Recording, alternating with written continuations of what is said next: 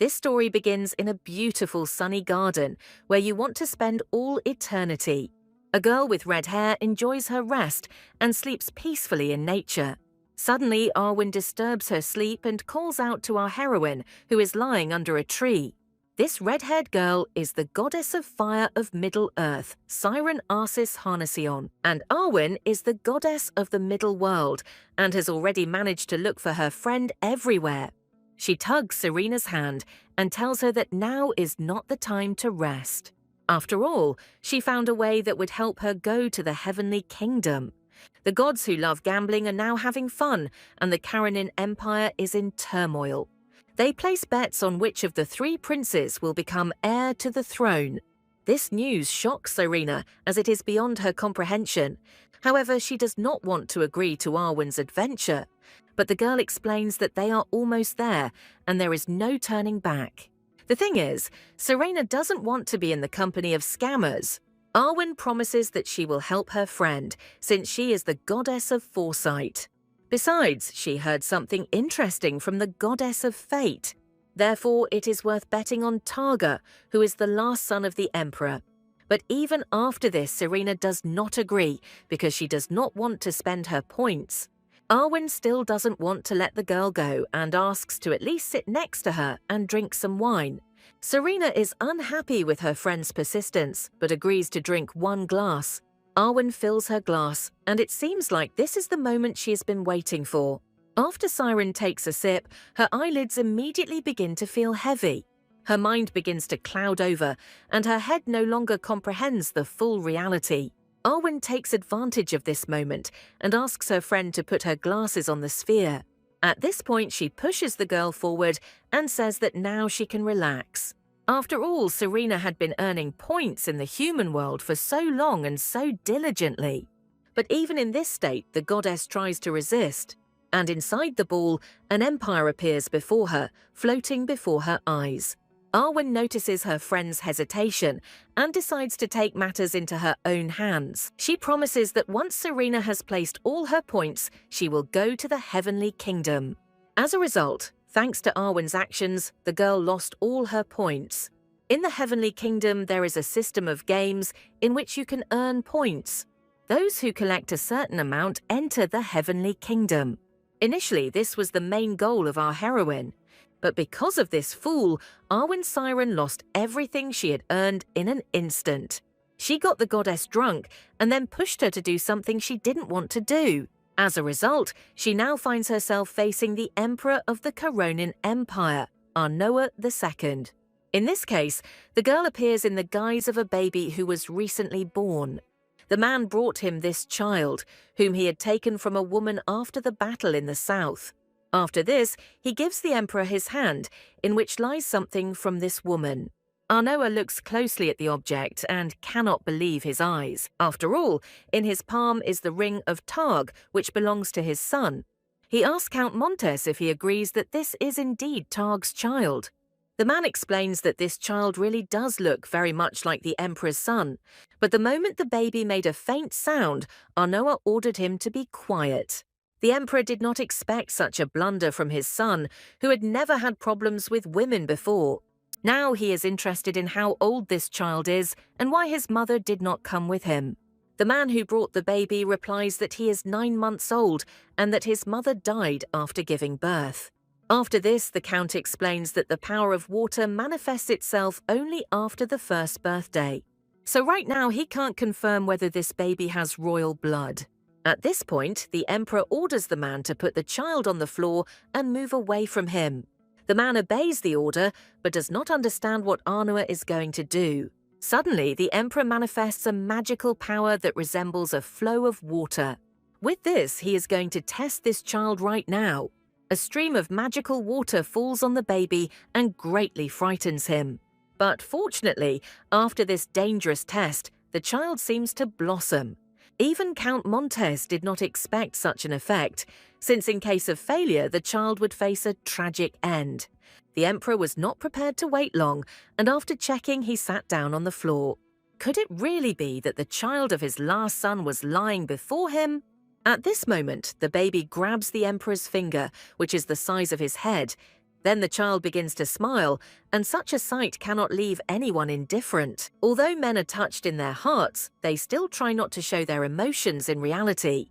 MANHWA even calls the child ill-mannered, and even for an illegitimate child this is too much. He then asks to take the baby to Leighton Palace and wait for Targ's return. After some time, the carriage with the child departs by order of the emperor. Two women accompany a goddess in the form of a baby who has lost all her glasses. Now there is only one way to get them back, by living the most difficult life in the human world. Her candidate for successor is the illegitimate son of Emperor Targ. Serena is also an illegitimate child of Targa in this world. In the future, she will have to do everything to achieve her goal, and she is confident that she can make her father an emperor. Meanwhile, the goddess, still in her guise, demanded an explanation from Arwen. However, the girl claims that our heroine always considered herself better than everyone else. But Serena can't believe that her friend could do this to her. Arwen doesn't even feel any guilt and asks to thank her for putting up with the girl for 900 years. And all this time, Siren believed that the goddess of the middle world was her friend. But after these words, her ex-friend only laughs loudly in her face. She's obviously a good actress, since Serena thought so all this time. In fact, Arwen hated the girl with all her heart and hid it. And she doesn't think she did anything too bad, since points can still be earned. Moreover, Siren loves to play with people, and after a couple of 100 years she will be able to return everything. Thus our goddess found herself in the body of this sweet baby. After some time, the carriage arrives at the palace and the attendants carry out the child. Hearing where they have arrived, Serena becomes excited about her upcoming life as a princess. But expectations do not match reality, as this palace is overgrown with cobwebs. It's just ruins, and it even seems like there are ghosts here. After this, the man who brought the child is asked to leave. After all, there is no place for such despicable vagabonds as he in the imperial palace. And if he wants a reward, then he should be glad that he survived. After this, the woman sends the uninvited guest out of the room. And judging by her expression, she is very unhappy that they brought her a child. Siren understands that she chose the most difficult level in vain, and now it will be difficult for her to even survive. But the most terrible thing is the body, which seems absolutely helpless to her. At this moment, someone's hand touches the crib in which the child is lying. It turns out to be the man who originally brought the baby to the palace. This is the god of war of the heavenly kingdom named Belzer Maximilian. He had long warned the girl to stay away from Arwen. Belzer immediately understood what was going on when Serena began to defend this friend. And now she should be grateful to him for helping her after her mother's death. Serena's ex takes care of her even after their breakup, and thanks to him, she got into the imperial house. However, if the supreme god finds out about this, he will be in trouble. However, Belzer explains that he did not interfere in human affairs and only helped the child not to die. Moreover, he was already able to enter the heavenly kingdom, and even the supreme god cannot command him. At this point, Serena explains that he did it because he still has feelings for her. But Belzer offers to bring a mirror so she can look at herself now. After this, the man opens the window and says that it is time for him to go. Now she has to cope on her own, since he has already done everything possible. The heavens where she comes from consist of 3 worlds, where there is the heavenly world, the middle earth, and the lower world of people. The gods go to the lower world to have fun and while away their lives. If a god performs a feat during such a game, he receives points. The criteria are unclear, and one can simply reveal to people that gods exist. Or, let's say, to somehow have a positive impact on the people. By collecting a certain number of points, you can get a chance to get into the heavenly world. But Serena lost all her points because of her friend's betrayal. However, after choosing the most difficult level, she intends to earn them again in one fell swoop. Her ward is the illegitimate 3rd son of Emperor Targ. Most likely, no one even expects him to become emperor. At this moment, the maids enter the baby's room and notice that it is very dusty and dirty. Siren decides to pretend to be asleep to avoid trouble. After all, her trials begin right now, and she needs to do everything to achieve her goal. After this, the head of the women asks the maids to come to her. The girls obey the order and receive further instructions. The woman says that one of them will look after the child. This will last until Duke Targa returns. However, each of the maids finds an excuse to avoid looking after the princess. Maybe Serena was born ugly, otherwise why does everyone shy away from her? Meanwhile, one of the maids is touched by this baby. Her name is Rowan Green, and she was so absorbed in looking at the girl that she didn't hear her mistress's words. She apologizes to Farmer, who already regrets not having selected her staff more carefully. However, judging by the maid's face, she liked the child, and she would be the one looking after him. The maid agrees, but this will not make her work in this house any less. Rowan understands this and asks to tell her where she can get clothes and food for the baby. But Farmer demands that we forget about this and just make sure that the child doesn't die. Looking at the two of them, the lady understands that they are perfect for each other. After this conversation, Farmer leaves and Serena breathes a sigh of relief. At this moment, Rowan comes to her crib and treats the baby warmly. She is surprised that the girl is so beautiful, like an angel in the flesh. Rowan asks not to pay attention to the bad words. Besides, the baby looks very much like the Duke. Serena is already beginning to think that she can trust this maid. Suddenly, Rowan decides to show the girl what the Duke looks like. The girl picks up the child in her arms and is going to take him somewhere. She pulls back the curtain to show her all the family members. At this time, many portraits are displayed behind the huge red canopy. There used to be an emperor's library here, that's why there are so many paintings. One of the portraits depicts the emperor, whom the little girl saw yesterday. On the other, the late crown prince and two archdukes. And finally, the maid shows the girl something that amazes her. In the last portrait, she sees the face of her father, Targ. The siren is very surprised, as the emperor's son is too handsome for a human. When Rowan saw it for the first time, she thought it was a statue from a temple, and the little siren begins to reach out her hands to the portrait to touch it. Although he doesn't even know yet that he has a daughter, everything will soon fall into place. The girl plans to make her father emperor, but only if she doesn't die of hunger before then. A week had passed since the beginning of her life in the palace, and her ambitions were shattered by the new reality. No one comes to clean her or wash the child, and food is out of the question. It's as if everyone wants her dead, and now the girl is all dirty, smelly, and hungry. Suddenly the door opens and her maid enters the room. It was clear that Rowan was in a great hurry to get to the baby and was carrying something in a basket. The girl wanted to come earlier, but she didn't know that the child had already woken up. The maid immediately takes out food and begins to feed the hungry girl. However, Rowan worries that her food is too modest for a child, but for Serena, she is the only one who cares about her in this world. And it's even good that the goddess is in such a difficult situation because her points will be higher. The fact that her father, the bastard, will become emperor is already a feat. And if Siren also achieves her goal in such difficult conditions, she will receive even more points.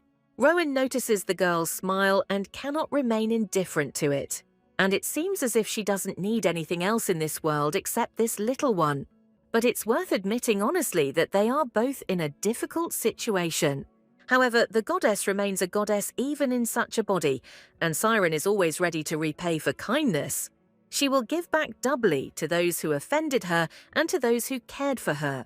Although Siren cannot speak, she still promises that she will cope with everything. After some time, the war began, and the emperor and his son Targ went abroad. Serena spent 2 years in an abandoned palace, forgotten by everyone. The girl cannot believe that these years have been wasted. At this moment, events unfold in the camp of the Imperial Army. The messenger conveyed information that they were about to capture the Kirk Heights. Even the strongest defense will not stand against the Imperial detachment. But Arno is now more interested in whether Targa commanded the vanguard. Instead of appearing after the battle, his son disappeared again.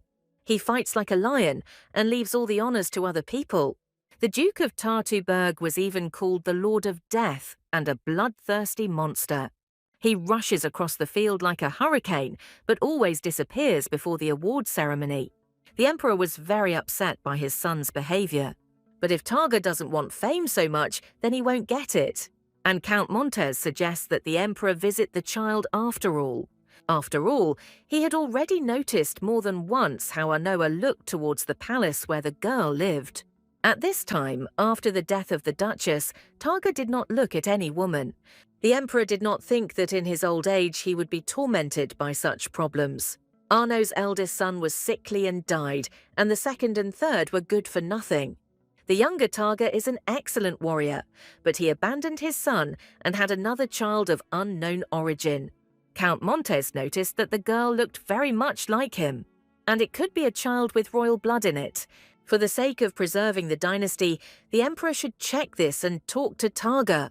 Arnoa realizes that this makes sense, as it was dark on the day of their first meeting. It is worth going to the palace in daylight and finding out everything about the child. During this time, Rowan continues to take care of the little girl. She dresses her up in a beautiful pink dress that she made herself. After this, the maid cannot stop admiring the girl. The girl understands that a child needs beautiful clothes, just like all princesses. Now her salary has been raised, and next time Rowan will buy new fabric. At this moment, Mrs. Farmer enters the room and starts yelling at the maid. She demands that everything be prepared for the emperor's arrival and that everyone stop wasting time on nonsense. Rowan must go to another palace and ask them for clothes. However, the maid explains that she cannot leave the child alone. At this moment, little Siren says goodbye to Rowan in a childish voice. She tries to show with all her appearance that the maid shouldn't worry about her. Rowan promises to return quickly, but she herself bursts into tears from such separation. After this, the girl is left alone with the stern gaze of the housekeeper. She orders the girl to behave well and not create problems. At this moment, Serena starts laughing, and the housekeeper doesn't understand why she has such a reaction. But let's see if the girl can also smile in front of the emperor. After this, Farmer orders the maids to change the curtains and the bedding in the cradle. And Serena laughed only because this housekeeper would soon be fired. After some time, the arriving Emperor Arnoa is welcomed into the palace. But he asks to leave aside the pleasantries and demands to be taken to the child. After meeting the girl, Arnoa tries not to show his emotions. He looks at this sweet child who cannot leave anyone indifferent. Even Count Montes notices that the girl is as beautiful as an angel. Most likely, her smile is due to the fact that the little girl fell deeply in love with the emperor. After all, she feels the blood of her grandfather, who is nearby. The girl has a calm character, and she has become even more beautiful than last time. The emperor understands that the child is being well cared for, and Farmer takes credit for this. Meanwhile, Rowan stands silently among the maids and does not dare to contradict. Everything inside me shrinks from how brazenly this woman lies to the emperor. At this time, the housekeeper claims that she treated the girl like her own child. Farmer reaches out to the girl, and Siren's finest hour begins. She pushes this lying housekeeper away from her and begins to cry. The woman tries to justify herself and says that a girl usually doesn't behave like that. She asks the baby to calm down, but Serena only starts crying even more. It's time to taste revenge to the fullest, and the little one won't calm down just like that. The sound of a child's cry echoes throughout the room, and Farmer is powerless to stop it. The Count finds it strange that a calm child suddenly started crying. He demands that the girl be calmed down, but the housekeeper is unable to do anything. After this, Farmer decides to pick up the child in order to calm her down. But the baby pushes the woman away from herself using microcurrent from her hand. At that moment, she pulls her hand towards Rowan and calls her by name. The maid sees that the girl is reaching out to her, but she can't do anything without an order. Suddenly, the emperor asks the girl to come over and what she is doing in the palace. Rowan cannot tell the truth and explains that he occasionally visits the girl to check on her. After this, the emperor suggests that she calm the child down. After all, the little girl was actively reaching out to her and she could help. The emperor demands to speed up, and Rowan immediately takes the girl in his arms. The maid immediately calms the girl with her warmth and love. Moreover, Siren replaces her crying with cheerful laughter and a smile. While Rowan enjoys hugging the girl, the Emperor watches them closely. But at this moment, the maid begins to feel very uneasy about something. She realizes that there is something under the little lady's clothes. Suddenly, something sharp falls to the floor right in front of the Emperor. The man looks closely and cannot believe his eyes. And the Count reports that in the baby's clothes there was a sharp piece of wood, similar to a weapon. After this, the housekeeper immediately receives a lot of questions. After all, she said that she was looking after the child and she should tell the truth. However, Farmer has no idea how this sharp particle ended up in the girl's clothes. Most likely this is a wooden part from the cradle fence. But the new cradle is absolutely intact and there is not even a scratch on it. Then the housekeeper explains that until the morning the girl was in the old crib. The Emperor is furious that the bed was replaced before his arrival. And the housekeeper herself didn't notice how she let slip her secret. The woman falls to her knees and explains that she wanted to show the child in the best possible light. But judging by the old crib and the child's reaction to Farmer, it is immediately clear how much care the girl received. And the price for insulting the imperial family will be very high for the housekeeper. However, Farmer explains that the child is not yet officially a member of the family. For 2 years, neither the father nor the grandfather paid attention to this girl, and she suffered. Therefore, now the Emperor demands that Farmer be sent away and properly punished. The knights take away the criminal, who tries to justify herself one last time. But this will no longer help her, since the whole truth has come to the surface. After this, MANHWA asks what the name of the girl's maid is. Rowan states her name, and the Emperor comments that she took good care of the baby. Now in the future, she will be responsible for everything that concerns this child. To do this, he orders her to leave all other matters and focus only on the girl. Rowan promises that he will take care of the girl and protect her like the apple of his eye. Everything worked out so well, and it seems as if the goddess herself favors her and the child. From her first day, Siren waited for the moment when the Emperor would come to her. She was sure of this because something happened when they first met. In the Duke's mansion, their eyes met, and everything immediately became clear. The Emperor clearly hesitated before directing a stream of water at the girl, so he clearly couldn't leave the child alone and never visit. But Siren's plan is not yet complete, and she begins to reach out to the Emperor, calling him grandfather. It looks so cute that MANHWA can hardly contain her emotions. The Count explains that the girl wants to touch her grandfather, and Serena understands that in a little while her plan will be almost complete. She continues to reach out her hand and waits for her grandfather to approach her, and the Emperor really tries to force himself to give in to his feelings. Only he has no idea at all whether the person in front of him is a boy or a girl. At that moment, Siren was ready to disappear into thin air. After all, how can you be so thick-headed as to not be able to determine the gender of a child dressed in dresses and bows? A noisy but overall quite successful day came to an end. The Emperor visited the palace several more times, and all this time the girl continued to grow. And the man doesn't understand how he could leave this little girl alone. He constantly squeezes the girl, and Serena is already tired of his pestering. But thanks to this, more and more visitors began to come to Leighton Palace. Useless people and maids began to whisper about the girl more often, but sometimes very valuable guests came and gave gifts. One of them was a dress sent by Count Montes. The maid immediately decides to try on this dress and takes it out of the box. Rowan hopes that the Emperor will pay a visit when the girl is wearing just such an outfit. He will be so captivated by her beauty that he won't even be able to sleep. Grandfather will not be able to stop thinking about the child and will love her. All this will force the Emperor to finally declare her his granddaughter. But Serena is confident that she will win over the Emperor over time, and now there are more important things to do. After this, she looks away and thinks about something. On the wall hangs a portrait of her father, Targ, whom she has never seen in person. He still hasn't returned from the war, and the girl is worried whether he's even alive. And Rowan tries to entertain the girl and shows her things that used to belong to the Emperor. At this moment, the door suddenly opens and someone enters the room. The wife of the third Prince Erno, Archduchess Triana, appears on the threshold. She is accompanied by a maid who explains that this girl is Targa's child. Meanwhile, Serena is trying to figure out what the Archduchess is doing here. Rowan greets the lady, but Triana interrupts her and demands that she remain silent. After this, the woman approaches the siren with her negative energy.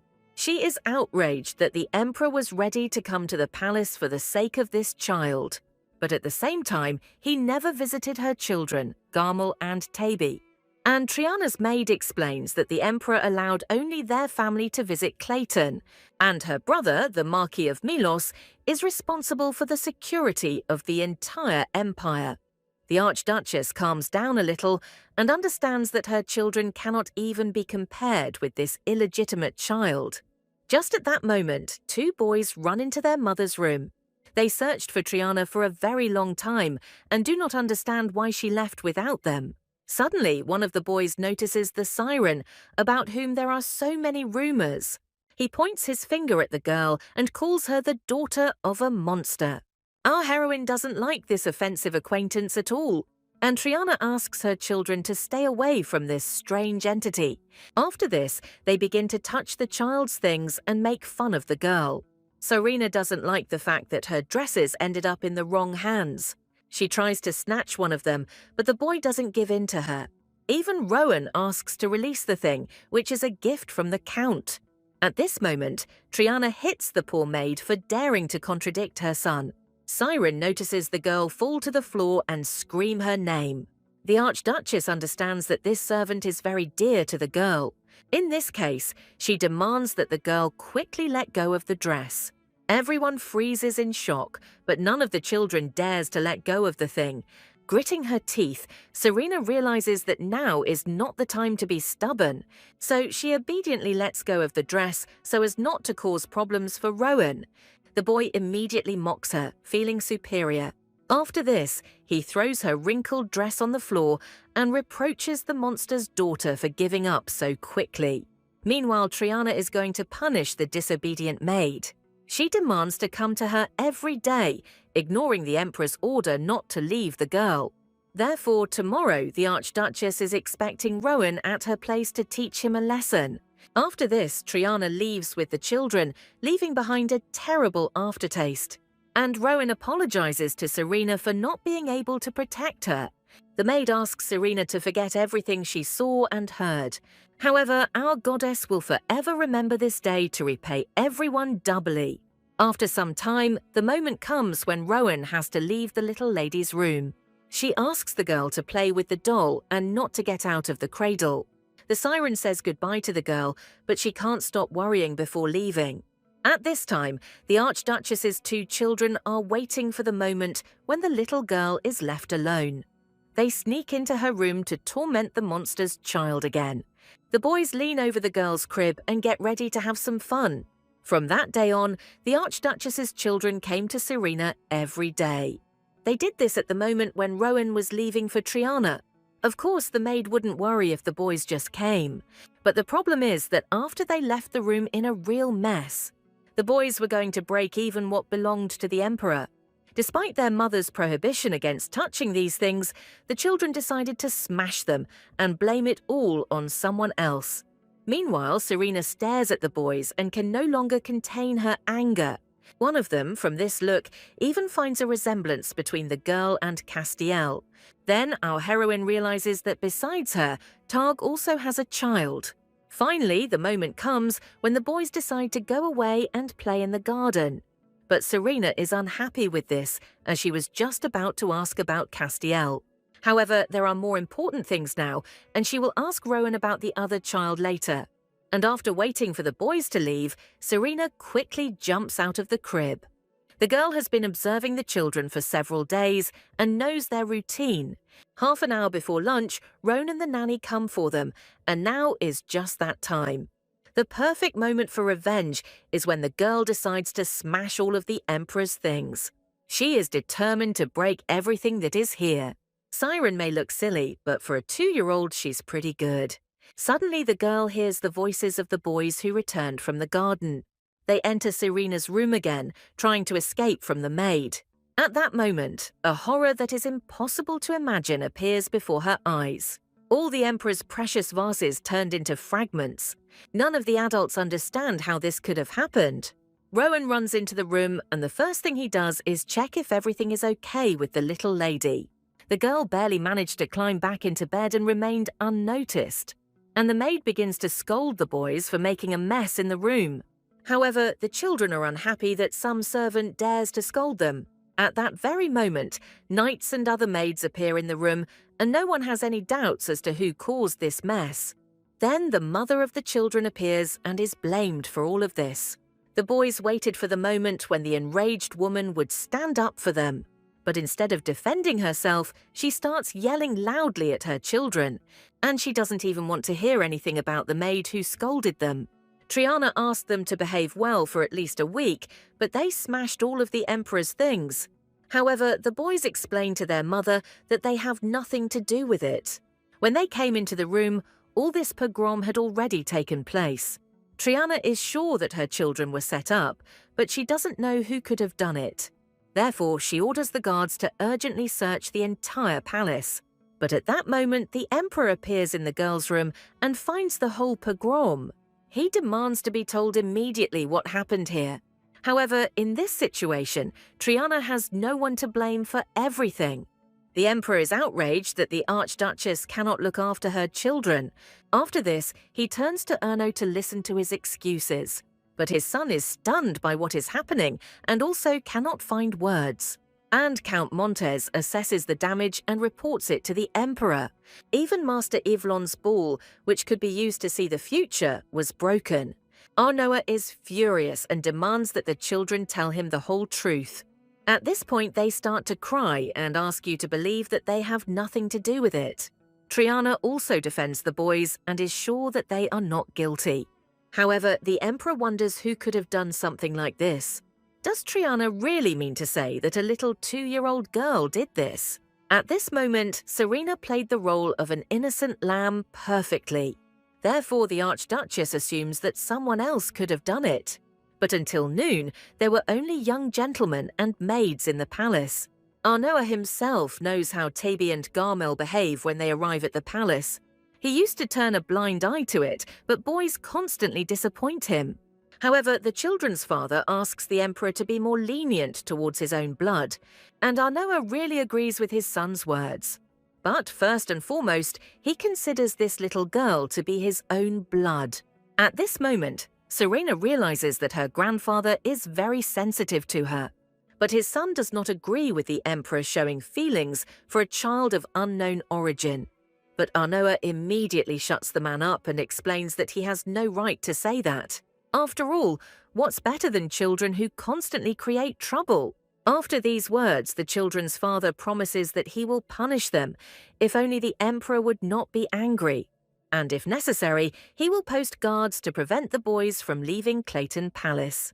But Arno explains that this is not necessary, as he will simply swap them. After all, this palace is the perfect place for children who love to smash everything. And if you swap the residents, all the problems will be solved. Thus, it would be fair to place Siren in Clayton Palace. And Triana has nothing to say in response to the Emperor wanting to settle them in such a wretched place. After this, Arnoa cancels their dinner together, as she no longer wants to see these faces. Meanwhile, the children are trying to persuade their mother not to leave them in such a hole.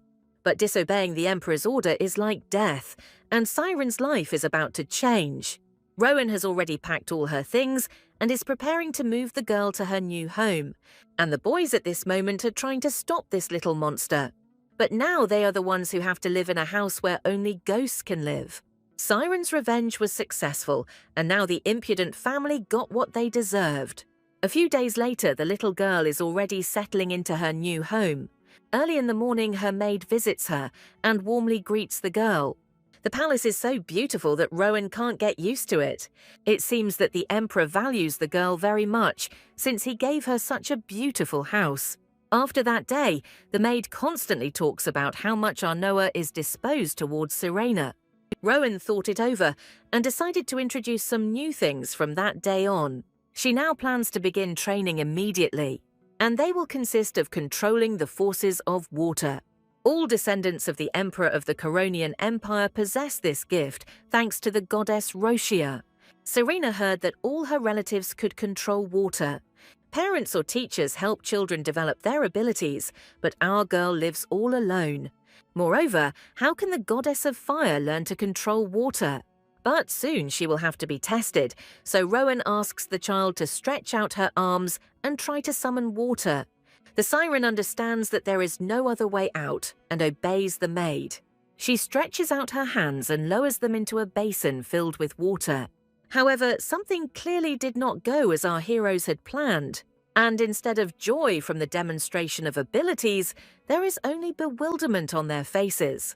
Meanwhile, the Emperor is concerned about the situation in the eastern region. The drought has made the monsters more active, but Arno won't be able to control the water situation for long. If he had a worthy successor, he would be able to delegate some of his powers. Targa is considered the most powerful mage of the descendants, but he doesn't even show up at home. Besides, he spent his whole life killing demons and wouldn't waste his energy on anything else. The goddess Roshia once granted the first Emperor Eclipse a source of power. It is divided into purification, creation, and formation, which allowed Eclipse to create 1,000 blades and destroy enemies. But with each generation, the power to control water in this family weakens. At the same time, Targa was special and possessed not only the power of creation. The High Priest saw in him enormous potential, comparable to that of the first Emperor. He believed that Targa would be able to master all 3 parts of the power. Because of this, everyone had high hopes for him, but the prince refused to study. Everything indicated that Targa didn't need this at all and wasn't interested in it. As a result, the prince did not develop his abilities or talk about them. It is said that he was recently seen in the monster forest near the Kirk Highlands, and the Count explains that thanks to Targa, the Emperor now has a granddaughter. Montes even envies the man since he only has grandchildren. The Emperor himself had no idea that one day a girl would appear in their family. Besides, this little girl is very smart and very beautiful. After this, the Count asks permission to visit Clayton Palace. The little lady is so cute that he wants to give her something personally. His wife sewed a beautiful dress in which the girl will be a real princess. The Emperor was very interested in this reason for visiting the baby. Therefore, despite the mountain of his affairs, he is going to go to the palace with the Count. At this time, Serena's training continues. However, no matter how hard she tries, it doesn't produce any effect. But Rowan tells the girl not to worry, as she has an idea. Mr. Lucas trains with herbal powder and it can clear any cloudy water. But Serena can't understand who Lucas is and what kind of powder he uses. Eventually, Rowan leaves, and at that moment someone else appears in the room. This guest turns out to be Belzer, who entered again through the window.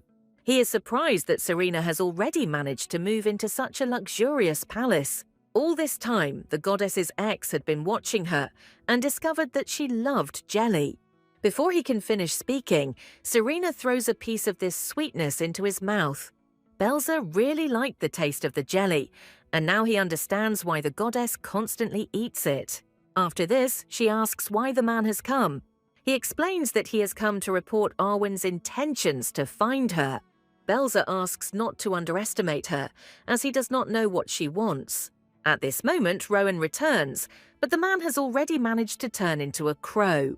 However, judging by the maid's expression, she is very unhappy about this.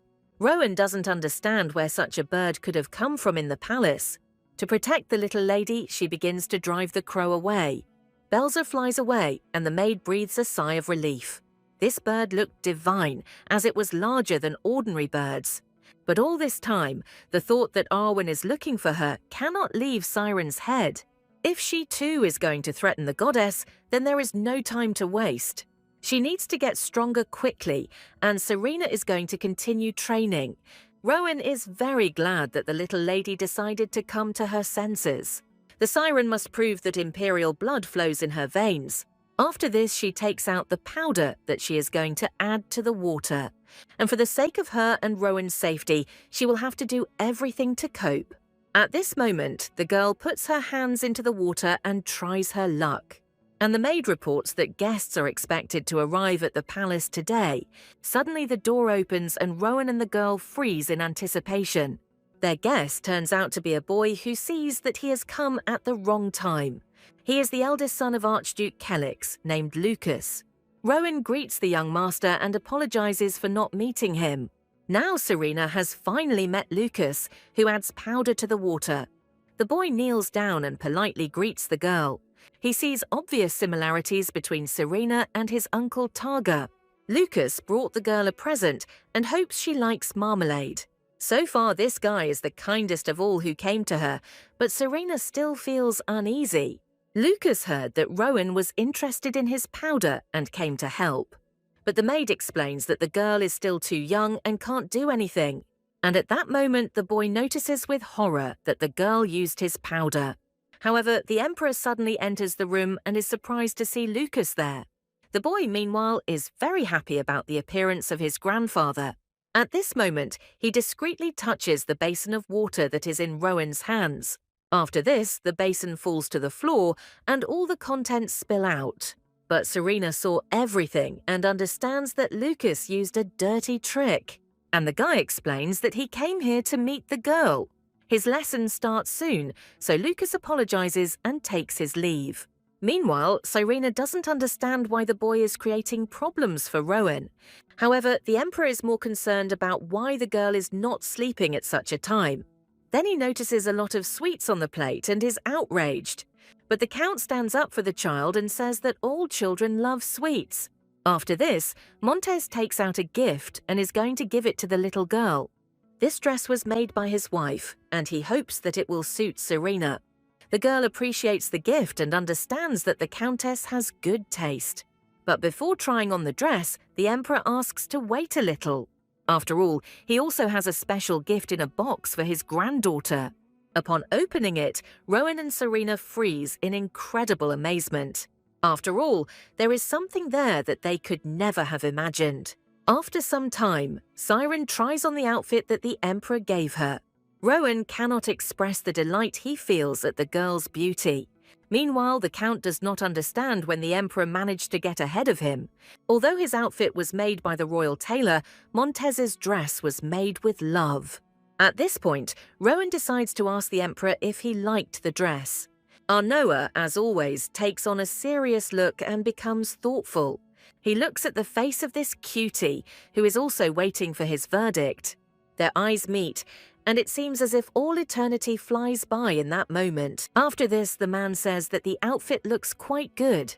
But translated from Imperial, this means that the dress is magnificent, and Rowan asks the girl to thank her grandfather.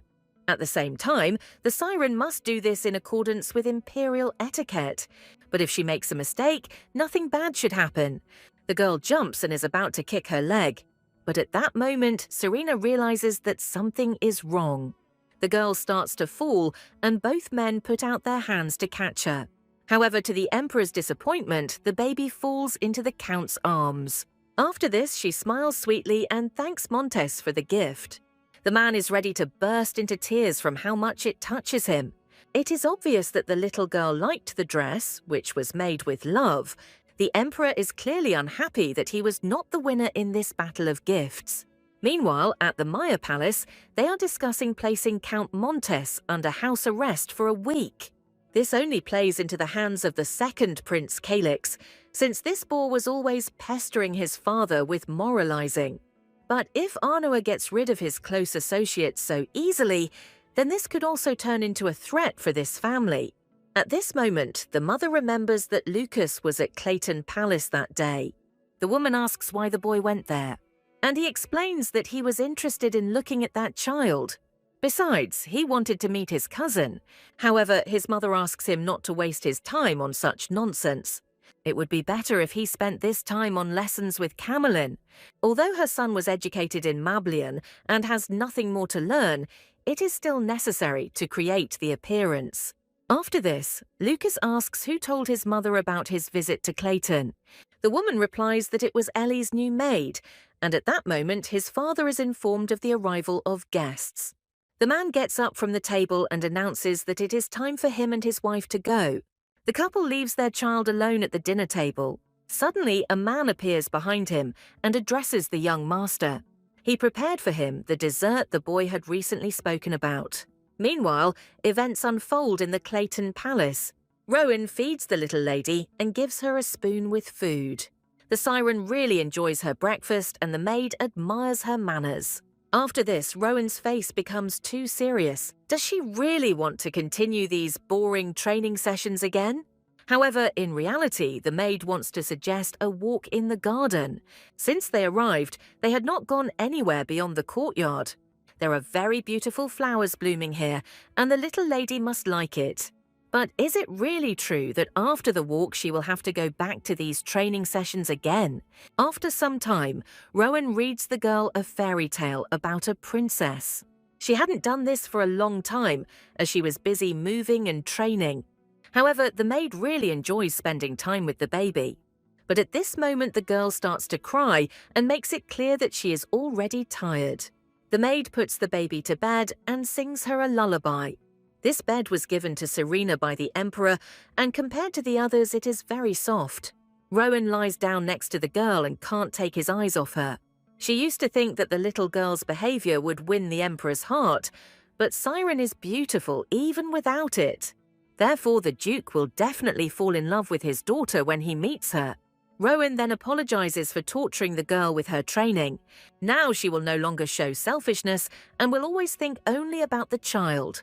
The girl apologizes to the girl, but Siren rushes to stop her. After all, Rowan is her only family in this huge, creepy empire. Therefore, the maid should not even think that she is doing something wrong. Meanwhile, Rowan promises not to leave the girl until she falls asleep. Today, Serena had a lot of fun spending the whole day with the girl. In every goddess's life, there were moments that happened on the most ordinary day. Someone who had become dear to her suddenly disappeared. This is why Serena is now becoming very anxious. She wakes up in the middle of the night and tries to feel for her maid. Suddenly, at that moment, someone puts a dagger to her neck. There is a man behind the girl who tells her to be quiet, and if the child suddenly screams, he promises to kill the maid in the next room. It's a pity that the girl is not sleeping, as she could have died painlessly by eating the prepared jelly. But don't worry, it's very sweet and tender. At this point, Siren begins to resist the impending murder. Will she really die without ever seeing her biological father? Luckily, out of nowhere, an object flies towards the criminal. He hits the man in the head and he flies off to the side. Once on the ground, the criminal freezes from the sudden revelation. The man who saved the girl focuses his attention on the attacker. Then he asks who allowed him to enter this room. However, the criminal is in no hurry to break his silence. At this time, Siren carefully examines her savior. In the moonlight, she notices that the man has the same golden hair, and his eyes were exactly like those of the man she saw in the portrait. This could be the girl's biological father, but she still needs to check this. She calls the man her dad, but he is more interested in the identity of the person who attacked the child.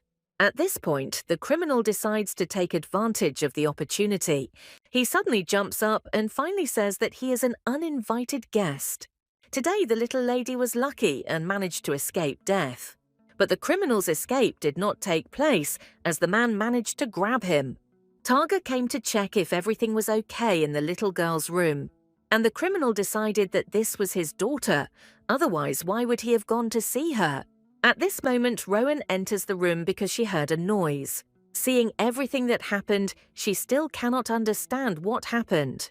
The first thing the maid does is run up to the girl and decide to make sure that she is okay. Meanwhile, Targa is trying to find out who sent the mercenary. Trying to endure the pain from his constricted throat, the criminal replies that he acted alone. He doesn't want to give up the person who actually hired him. But in that case, Targa won't stand on ceremony with him for long. The criminal had a choice and had to pay for his silence with death. Targa could have still had some fun with him, but the mercenary's intransigence hastened its inevitability.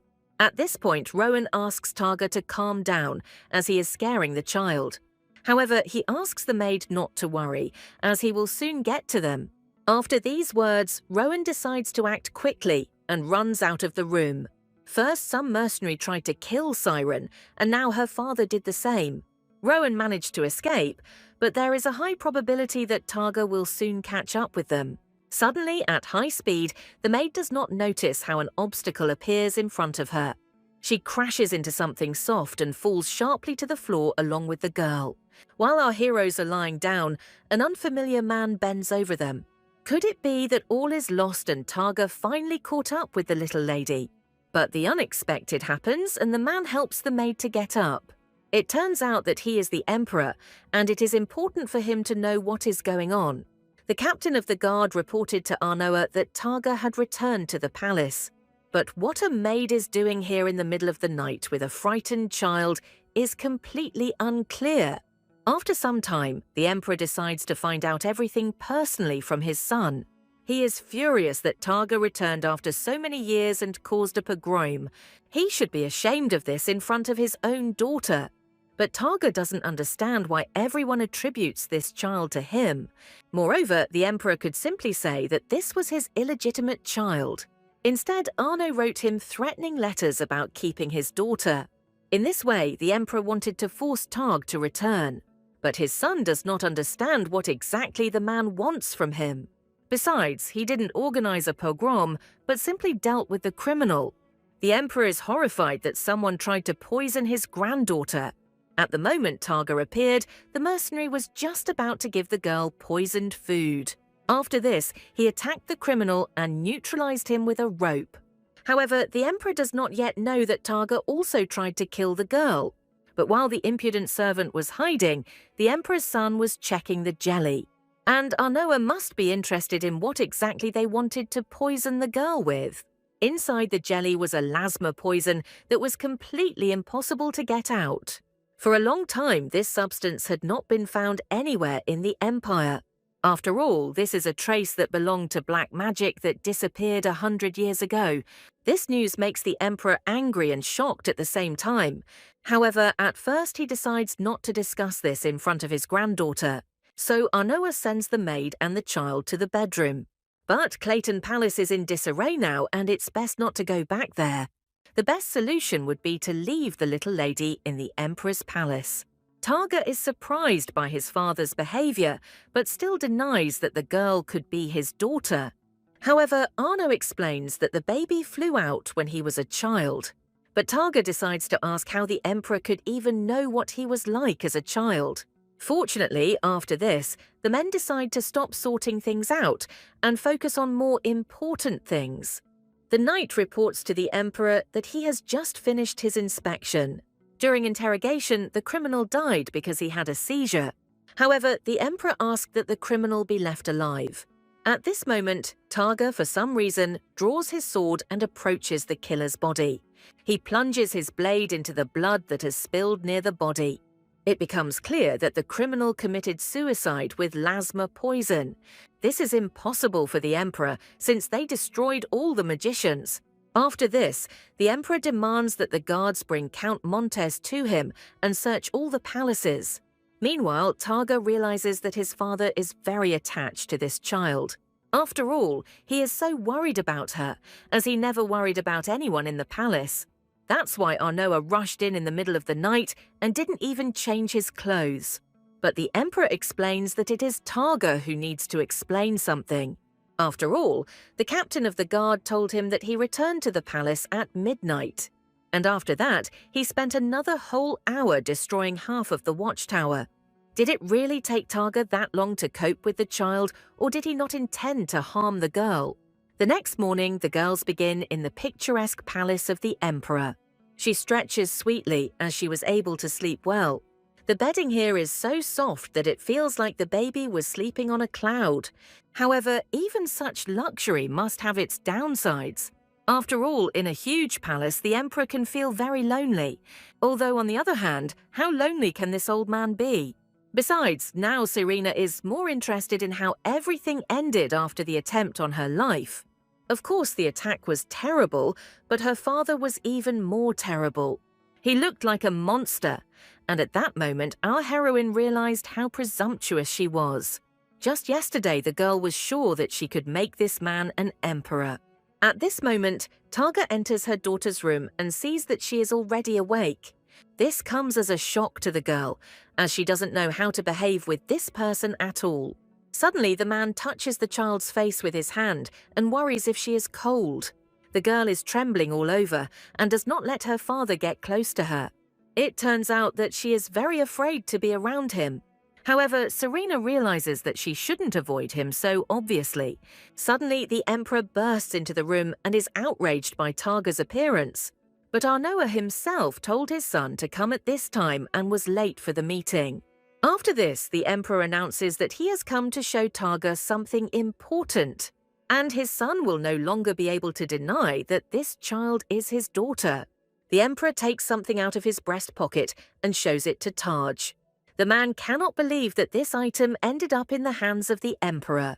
From his son's reaction, Arnoa understands that he has finally remembered everything. After all, he showed him the ring that the child's mother had given him before her death. This ring belonged to Targa, and there is no doubt about it. Such an object can be considered the most obvious evidence. After all, if the girl's mother handed it over along with the child, then she herself indicated who her father was. However, Targa does not remember giving this ring to anyone. But this is not surprising, since Siren ordered Belza to steal it for proof. After all, no one asked Targa to abandon the girl's mother without a penny in her pocket. At this time, the man looks closely at the ring and tries to remember something. Only one woman comes to mind who could have given birth to a child. But she is not the type to steal anything, and in general, she did not have time for it. However, the emperor explains that it is too late to think about this, and the girl should not suffer from this. And Targa gives the ring back to the emperor and says that even those born in the palace do not always receive recognition. So all of Arno's attempts to bring his son to his senses were in vain. Suddenly, a guard bursts into the room and addresses the emperor. He reports that they managed to catch the one who helped the killer. After some time, Targa encounters the second prince, Kelix, who is displeased with his appearance. Another of his brothers decides to reproach the man for coming even without a child. But Targa does not understand what he should repent of before these people. It was obvious that he wanted to follow the example of his brothers and buy off his illegitimate child. At this point, the emperor demands that the dispute be stopped, as an assassin has entered the palace. After Targa's investigation, it was discovered that the criminal had used black magic. And now it is important for the emperor to know where the assassin's assistant is. But the man is shocked by the news that this person was a maid named Ellie. Lucas says that he has been watching this girl for a long time. His mother is very worried that the criminal was with them all this time. And the boy was worried about the girl, since she could not get used to the new palace. But tonight she did not sleep in her room, and the other maids saw her hiding something and being nervous. After hearing rumors about the killer, Lucas decided to check Ellie's room. Flasks containing strange substances were found there. Although these are common poisons, if you mix them, you can get something extremely dangerous. At this point, the substance from the flask begins to evaporate and turns into black smoke. It was obviously not black magic, but a common trick, after which even the birds died in convulsions. All eyes immediately turned to Targa, who has frightened everyone with the poison of lasma. But since everyone has drawn their conclusions so easily, the man has nothing more to add. Meanwhile, the emperor is interested in the interrogation of the maid, but the girl denied her guilt and then completely lost consciousness. Although others are confused by the fact that she is Lucas's maid, and she could be acting under his direction. The boy's mother is in great shock from these accusations. While the women argue about who the real criminal is, Targa gets ready to leave. But he doesn't have time to do this because one of the brothers grabs his hand. Targa is not going to tolerate such treatment and abruptly removes the man's hand. With a special fury in his eyes, he demands that his brother step aside. Otherwise, he might lose face if he decides to fight him. These words offend the man, and he calls Targa a scoundrel. And Lucas obviously really likes the current situation within the family. Meanwhile, Serena enjoys the peace in the emperor's palace. But she is very excited about what is happening now during the investigation. Everyone fled from the palace as soon as they heard about the criminal's capture. And no matter how good it is here, the girl feels like an outsider and wants to return to Clayton. At this point, Rowan decides to cheer up the baby and brings her some jelly. But after the attempt to poison her, she can't even look at this sweetness. Rowan apologizes to the girl for not taking care of her. After all, she must have been very scared after the attempt to kill her. But in reality, Serena simply can't get used to this place and wants to go home. Suddenly, the girl hears a familiar male voice in the room. Targa appears before her, seeming concerned about the child's mood. But Rowan replies that the girl is actually fine. After this, Targa approaches the baby and begins to stare at her. This frightens our heroine, as she does not understand what her father is planning. At this moment, the man extends his hand and tries to touch the child. And Siren closes her eyes in fear and bows her head down. Targa is surprised that the girl is trying to avoid him in every possible way. After this, he lowers his hand and gives up trying to establish contact. Targa also explains that she shouldn't have come back here since it's so hard. Meanwhile, real passions are raging in the Maya Palace after the latest events. Lucas's father is unhappy that Targa dared to get angry in front of the Emperor. After all, before he simply silently ignored such accusations. His wife is also good, since she could not resist provoking that woman. If she can't match Erno in birth, she must at least be smarter. And calling his wife a complete fool, the father of the family leaves the room. Lucas asks his mother not to pay attention to his father's words because he was just nervous. After this, the boy decides to ask her about that woman named Ellie. He wonders if his mother was close to her, but she denies this assumption. Lucas was just worried that this woman might say something unnecessary.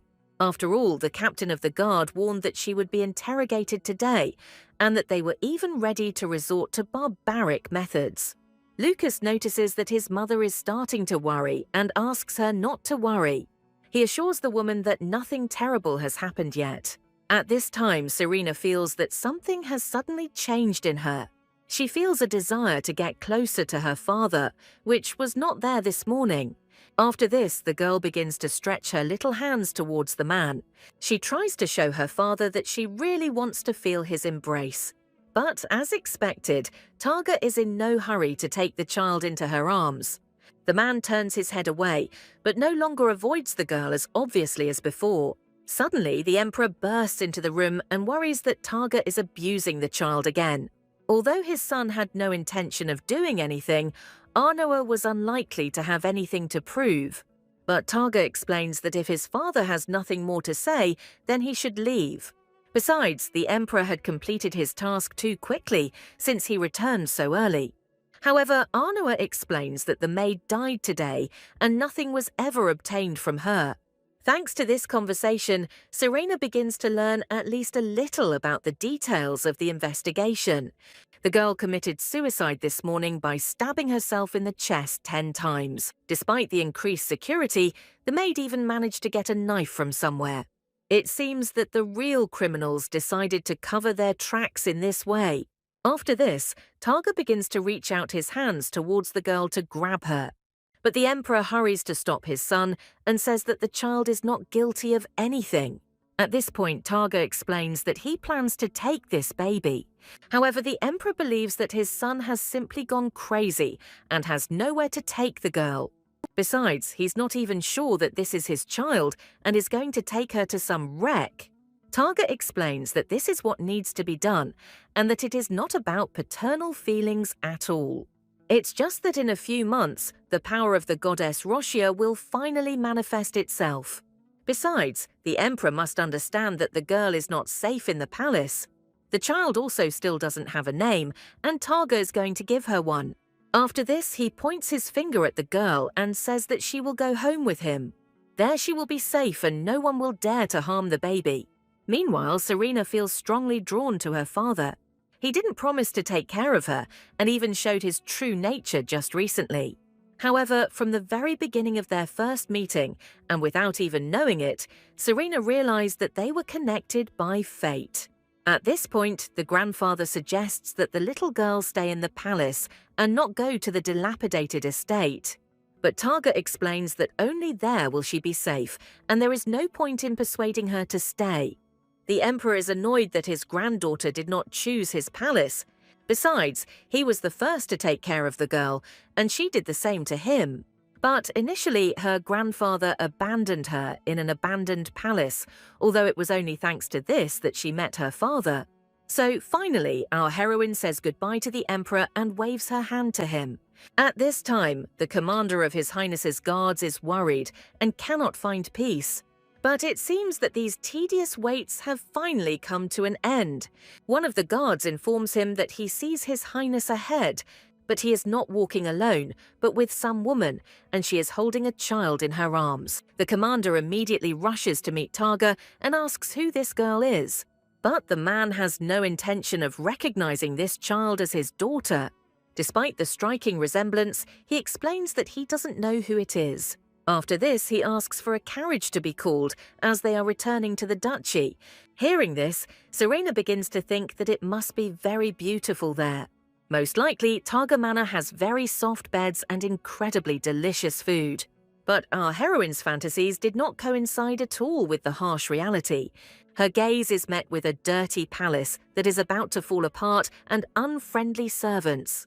Serena is horrified to be back in such squalid conditions. All the servants have a completely inappropriate appearance and look disheveled. But even the dead of night is no excuse for greeting the gentleman in this way.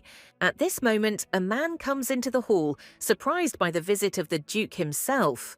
And Targa wonders why Rome's butler isn't meeting him now. The man replies that he is currently resting because of his age. All this time, the estate was managed by him and the woman who is next to him.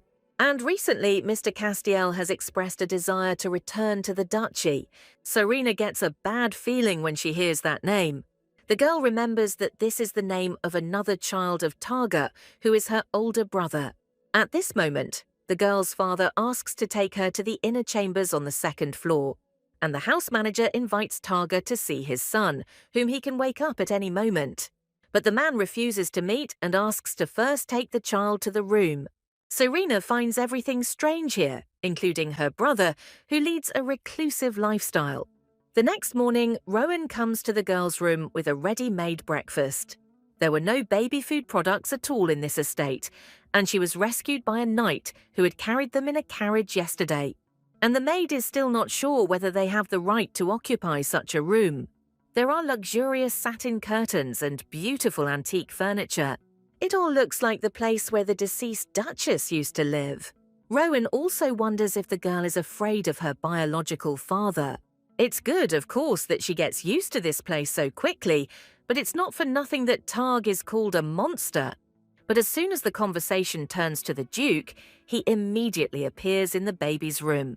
He informs that he will have to leave to finish the interrupted battle. The butler is away now, so Rowan can use Targ's money for whatever he needs. The maid takes the bag of coins and immediately decides to open it. But even a little girl is shocked by the huge amount of money.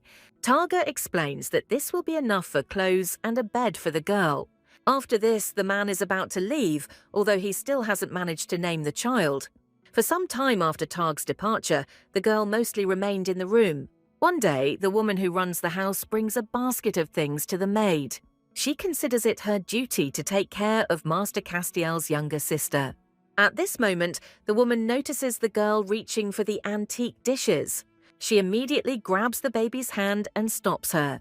The manager explains to the girl that she can't climb into this closet. Rowan has never grabbed a child like that before and immediately begins to worry about her. And the woman asks the maid to be careful, since this place is of great importance to Master Castiel. After all, the deceased Duchess used to live here, and it would be better if everything remained as it was. Otherwise, Mr. Castiel might start to hate his little sister. After this, the woman leaves and asks to call her if she needs anything. Rowan apologizes to the girl and hopes that she will understand everything. In the end, these people seem to her to be very kind and caring. However, Serena sees perfectly well that this is not kindness at all, but a silent warning. It looks like people here are desperately trying to hide something. Thus, several more days passed under suspicious surveillance. Rowan brings the girl a basket of groceries that she simply took from the kitchen. The maid also thought that there must be a garden here, and no one even stopped her when she went out. Before this, Ms. Reyes's control continued, and Rowan practically begged to let them and the girl out. After this, she was able to go out a little, but the servants still ignored her. Everyone in this estate pretended that the child with Rowan did not exist here. The only thing that caught their attention was the girl's red eyes. But in fact, Serena is more worried about something else right now. The girl pretends to want to sleep, and Rowan puts her to bed for a nap. After this, the maid patiently waits for the girl to fall asleep. Then she decides to take advantage of the moment and do some laundry. Rowan hopes that the baby won't wake up during this time. But immediately after she leaves, our heroine opens her eyes as she simply deceived the maid. After all, today she definitely needs to check something important. Over the course of several days at the estate, Serena learned two important things while wandering around the house. The first fact is that only he and Rowan live on the second floor, and the second one seems the strangest and at the same time the most interesting. The thing is that the servants never go up to the second floor. This means that Siren can explore all the unknown places without much risk. There is only one unknown area left in this mansion, and it is located on the third floor. The girl is sure that this is where her brother Castiel is. The little girl goes up to the third floor and finds herself in a long corridor. It's so dark and damp here that only a monster could live here. It is no wonder that this estate is called the Beast Lair. Suddenly, Siren hears familiar voices just behind one of the doors. Rice discusses her maid, who goes down to the kitchen and laundry room without permission. The manager offers to throw her out, but the woman is afraid of this. After all, if she kicks out the nanny of the Count's daughter, she could be punished for it. However, the man explains that now it is more important not to end up on the street penniless. But Reyes accuses him of squandering the child's Laval mansion on gambling. And most of all, the woman is worried that the maid will find out about the substitution of things in the room. Sirena found the manager's behavior suspicious from the very beginning. The mistress of the house died long ago, and Targa never visits the estate. They also have a boy under their care, which allows them to go wild with other people's money. At this point, Reyes says Satin's name and says that with her they wouldn't have to worry about anything. Apparently they are talking about the late Duchess, but in a very crude way. Suddenly, someone appears behind the girl and covers her mouth with his hand. Race notices some noise outside the door and immediately becomes alert. After that, she goes to the exit to check everything. But fortunately, there is no one outside at that moment. This seems strange to the flight, since she definitely heard some sounds. And if it was Castiel, then now he won't get food even once a day. Meanwhile, the boy hid behind the closet and took Siren with him. After this, he frees her mouth from his hand and apologizes to the girl. Castiel understands that this little girl has had a very hard time too. But our heroine can't even take her eyes off her brother. He has the same beautiful red eyes as his father Targ. It turns out that this child is her older brother. And he, just like the baby, is kept under control in this house. At this point, Castiel reveals that the girl is not at all like him. He considers her much better and sweeter, although he was simply told that he is a monster. The boy cannot eat normally and is constantly confined. He asks the girl to return to her room, but our heroine grabs his hand. Castiel is surprised by this act and does not understand that a small child wants him. Suddenly, the girl starts talking and insistently demands something. It turns out that the little girl is asking her brother to take her somewhere. Sirena wants Castiel to be the one to take her to the room on the second floor. But the boy has not left his walls for a long time and is very worried. But our heroine remains adamant and does not leave her brother. So he picks up the girl like a doll and asks her to be careful on the steps. And at this moment, he himself is in a great hurry to remain unnoticed. Finally, Castiel reaches the room and leaves the baby at the threshold. He is about to leave quickly, but Siren does not let the boy go. She asks him to come with her, however. Her brother has lunch in 2 hours. But Serena isn't going to let the boy go just like that, and Castiel can do nothing under the girl's persistent gaze. Then, at that very second, he decides to go inside and look around. Once in the room, Castiel can't hide his delight. The boy says that this room is as beautiful as our heroine. It's still good that Siren got the child out of her captivity. Now she plans to change everything, and the first thing she does is offer the boy a cookie. Castiel is very surprised that someone is sharing food with him. However, he is not going to take this cookie since it is someone else's. After this, he immediately heads towards the exit to return to his place. But before that, he decides to ask if the girl is going to sleep tomorrow afternoon. After all, if she doesn't sleep, he might go down with her again. Serena likes this proposal and she gives the boy her consent. She is very glad that her brother plucked up the courage to do such a thing. The girl, in her childish voice, says that she will wait for Castiel tomorrow. These words and the embarrassment brought a bright blush to his face. The next day, Roan puts the baby down for a nap again. The maid notices that the girl has fallen asleep and promises her to return soon. After that, she leaves, and Siren opens her eyes again. At that moment, the door to the room opens and Castiel appears in front of her. He sees that his little sister is alone and goes inside the room. The Siren sits down on the sofa and asks the boy to join her. Her brother is very happy to have this opportunity to sit next to his little sister. Castiel reports that Miss Reyes spoke of the Duke's arrival in 6 nights. He saw him only from afar and never interacted with him in person. From the side, Targa appears tall and giant-like. But Serena saw her father in person and understands that these are just childish fantasies. And Castiel is worried that the Duke has stopped communicating with him because he has already grown up. Or maybe the thing is that he's not even Targ's real son. However, the girl does not agree with his opinion and therefore gives him a mirror. In it, Castiel sees his red eyes, which are exactly like his father's. The baby also has such eyes, and everything suggests that they are the children of the Duke.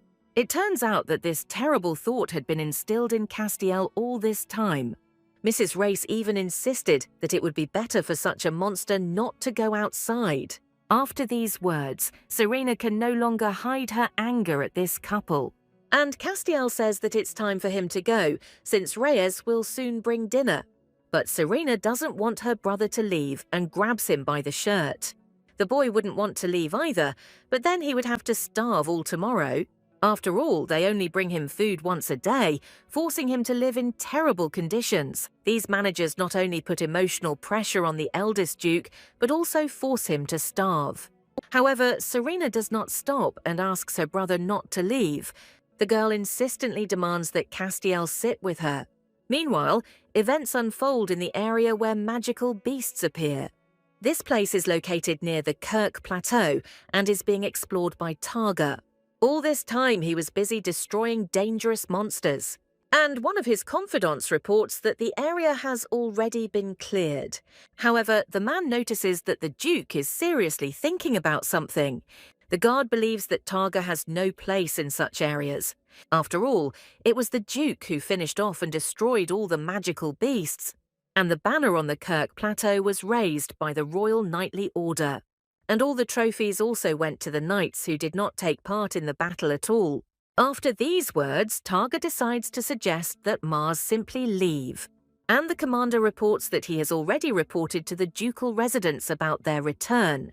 After all, his children are waiting for him there, although Targa is not entirely sure whether they are his at all.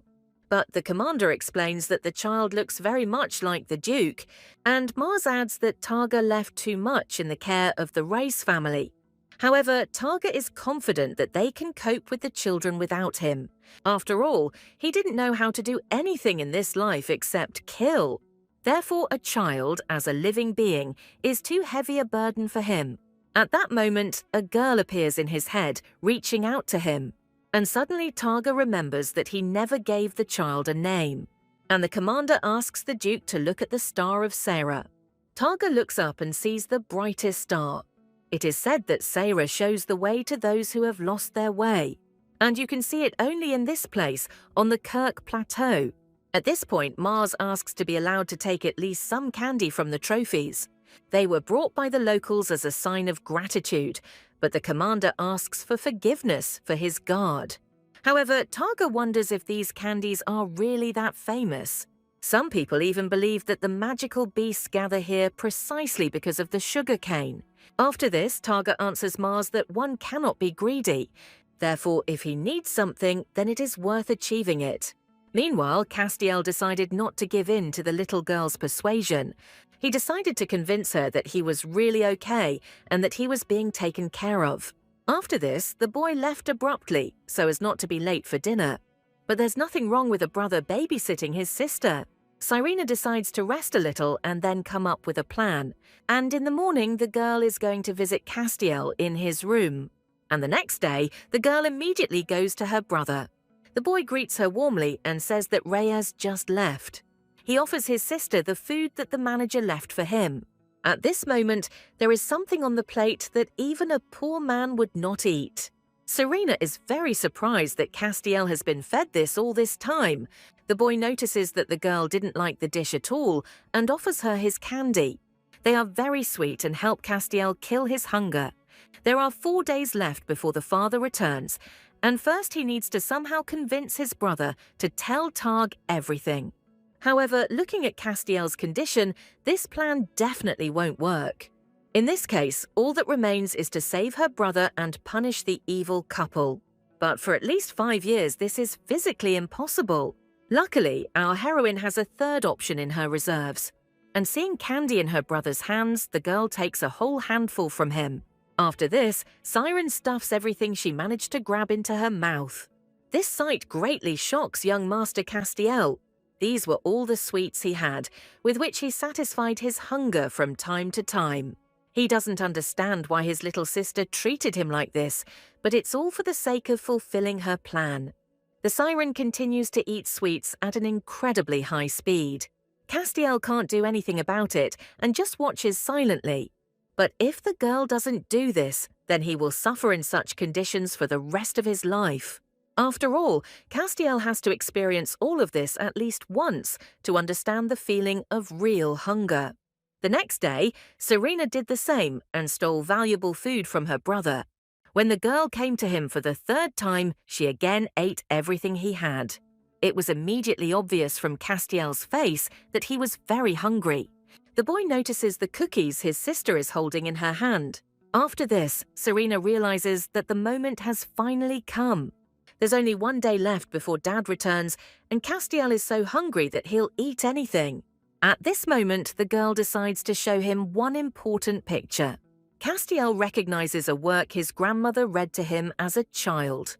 This is indeed a well-known fairy tale, but Siren wanted to clarify something completely different. The girl points her finger at the necklace that is on the girl's neck. She then shows other decorations, and Castiel replies that he doesn't have those in his room. He had seen such things on Mrs. Reyes, but she had not worn them lately. Suddenly, the boy notices something very important in the picture. He points to the tiara and says that Mrs. Reyes has the same one.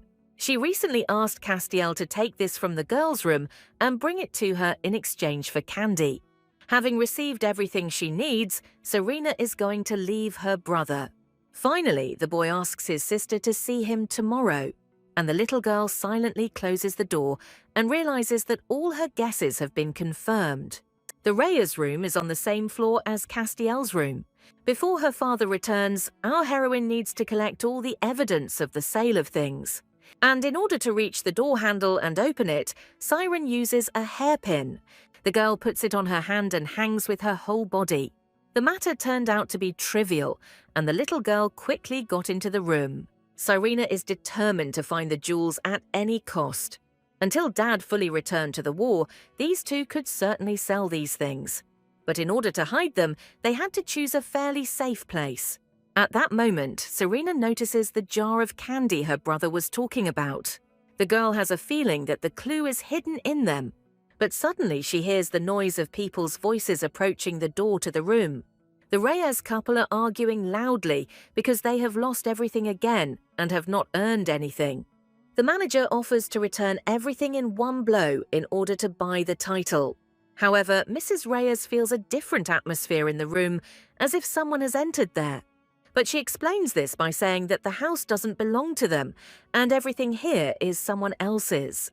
Therefore, they need to obtain the title and return the estate to themselves as soon as possible. But first, it would be best to take all of Targ's trophies that he received in the war. Although Castiel is a great hindrance to them in this, it is better to leave him alone until the Duke returns. Suddenly, the jar of candy falls and smashes on the floor. At this moment, a little girl appears from behind the closet. The manager picks up the baby and doesn't understand how she got into the room. But the worst thing is that Serena starts crying very loudly. Her wild cry can be heard even on the first floor of the estate. And the manager doesn't understand at all how to calm the child down. At that moment, Rowan runs into the room and immediately rushes to the baby. She picks up the girl and asks how she got here. But Mrs. Race immediately demands an explanation from the maid. After all, she lost her child, although she herself insisted that she did not need help. And the manager will definitely report this incident to the Duke. After this, the spouses begin to worry that the girl could have heard their conversation. Both the brother and his sister have nothing cute or beautiful about them. And the woman's husband replies that there is no problem with this. He then steps on the spilled candy and crushes it with his boot. It looks like the Reyes family has a chance to deal with their child. Meanwhile, Rowan is worried that something might have happened to the baby. The maid's heart almost stopped while she was looking for the girl. And if she wanted candy, she could just say so. That's why Rowan now asks her not to go to such places alone anymore.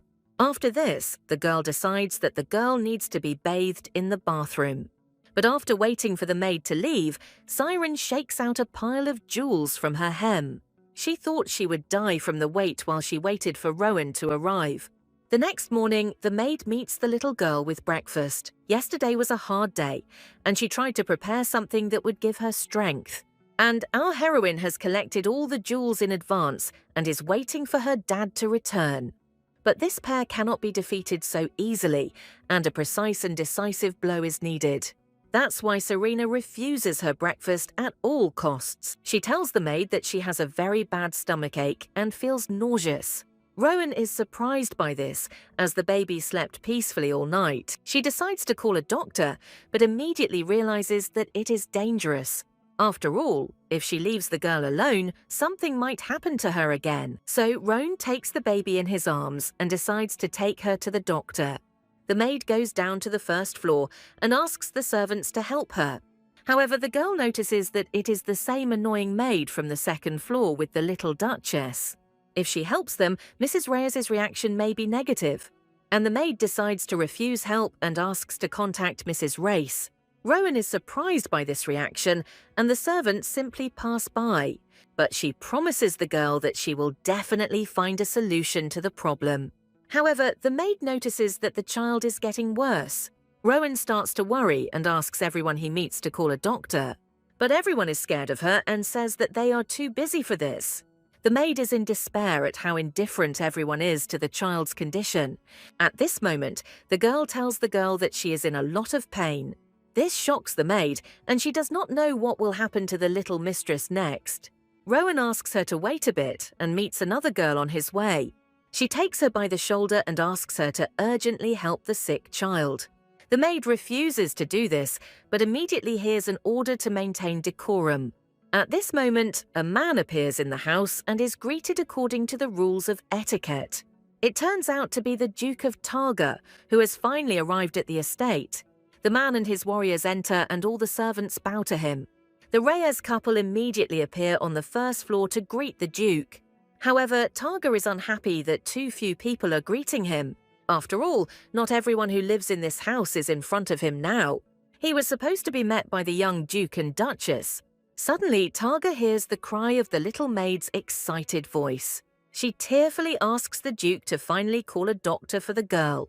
After all, the little Duchess is very ill and no one can help her.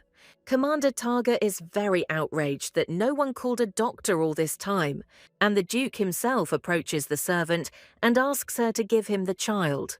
Rowan hands the girl over to her father and the baby looks very sick. After this, Targa asks what the girl might have eaten yesterday. The maid remembers that she took some candies from Mrs. Race's room. The manager tries to justify herself by saying that the girl climbed in there herself, but the Duke demands that she shut up. After all, she couldn't call a doctor for her sick child and doesn't even control his food.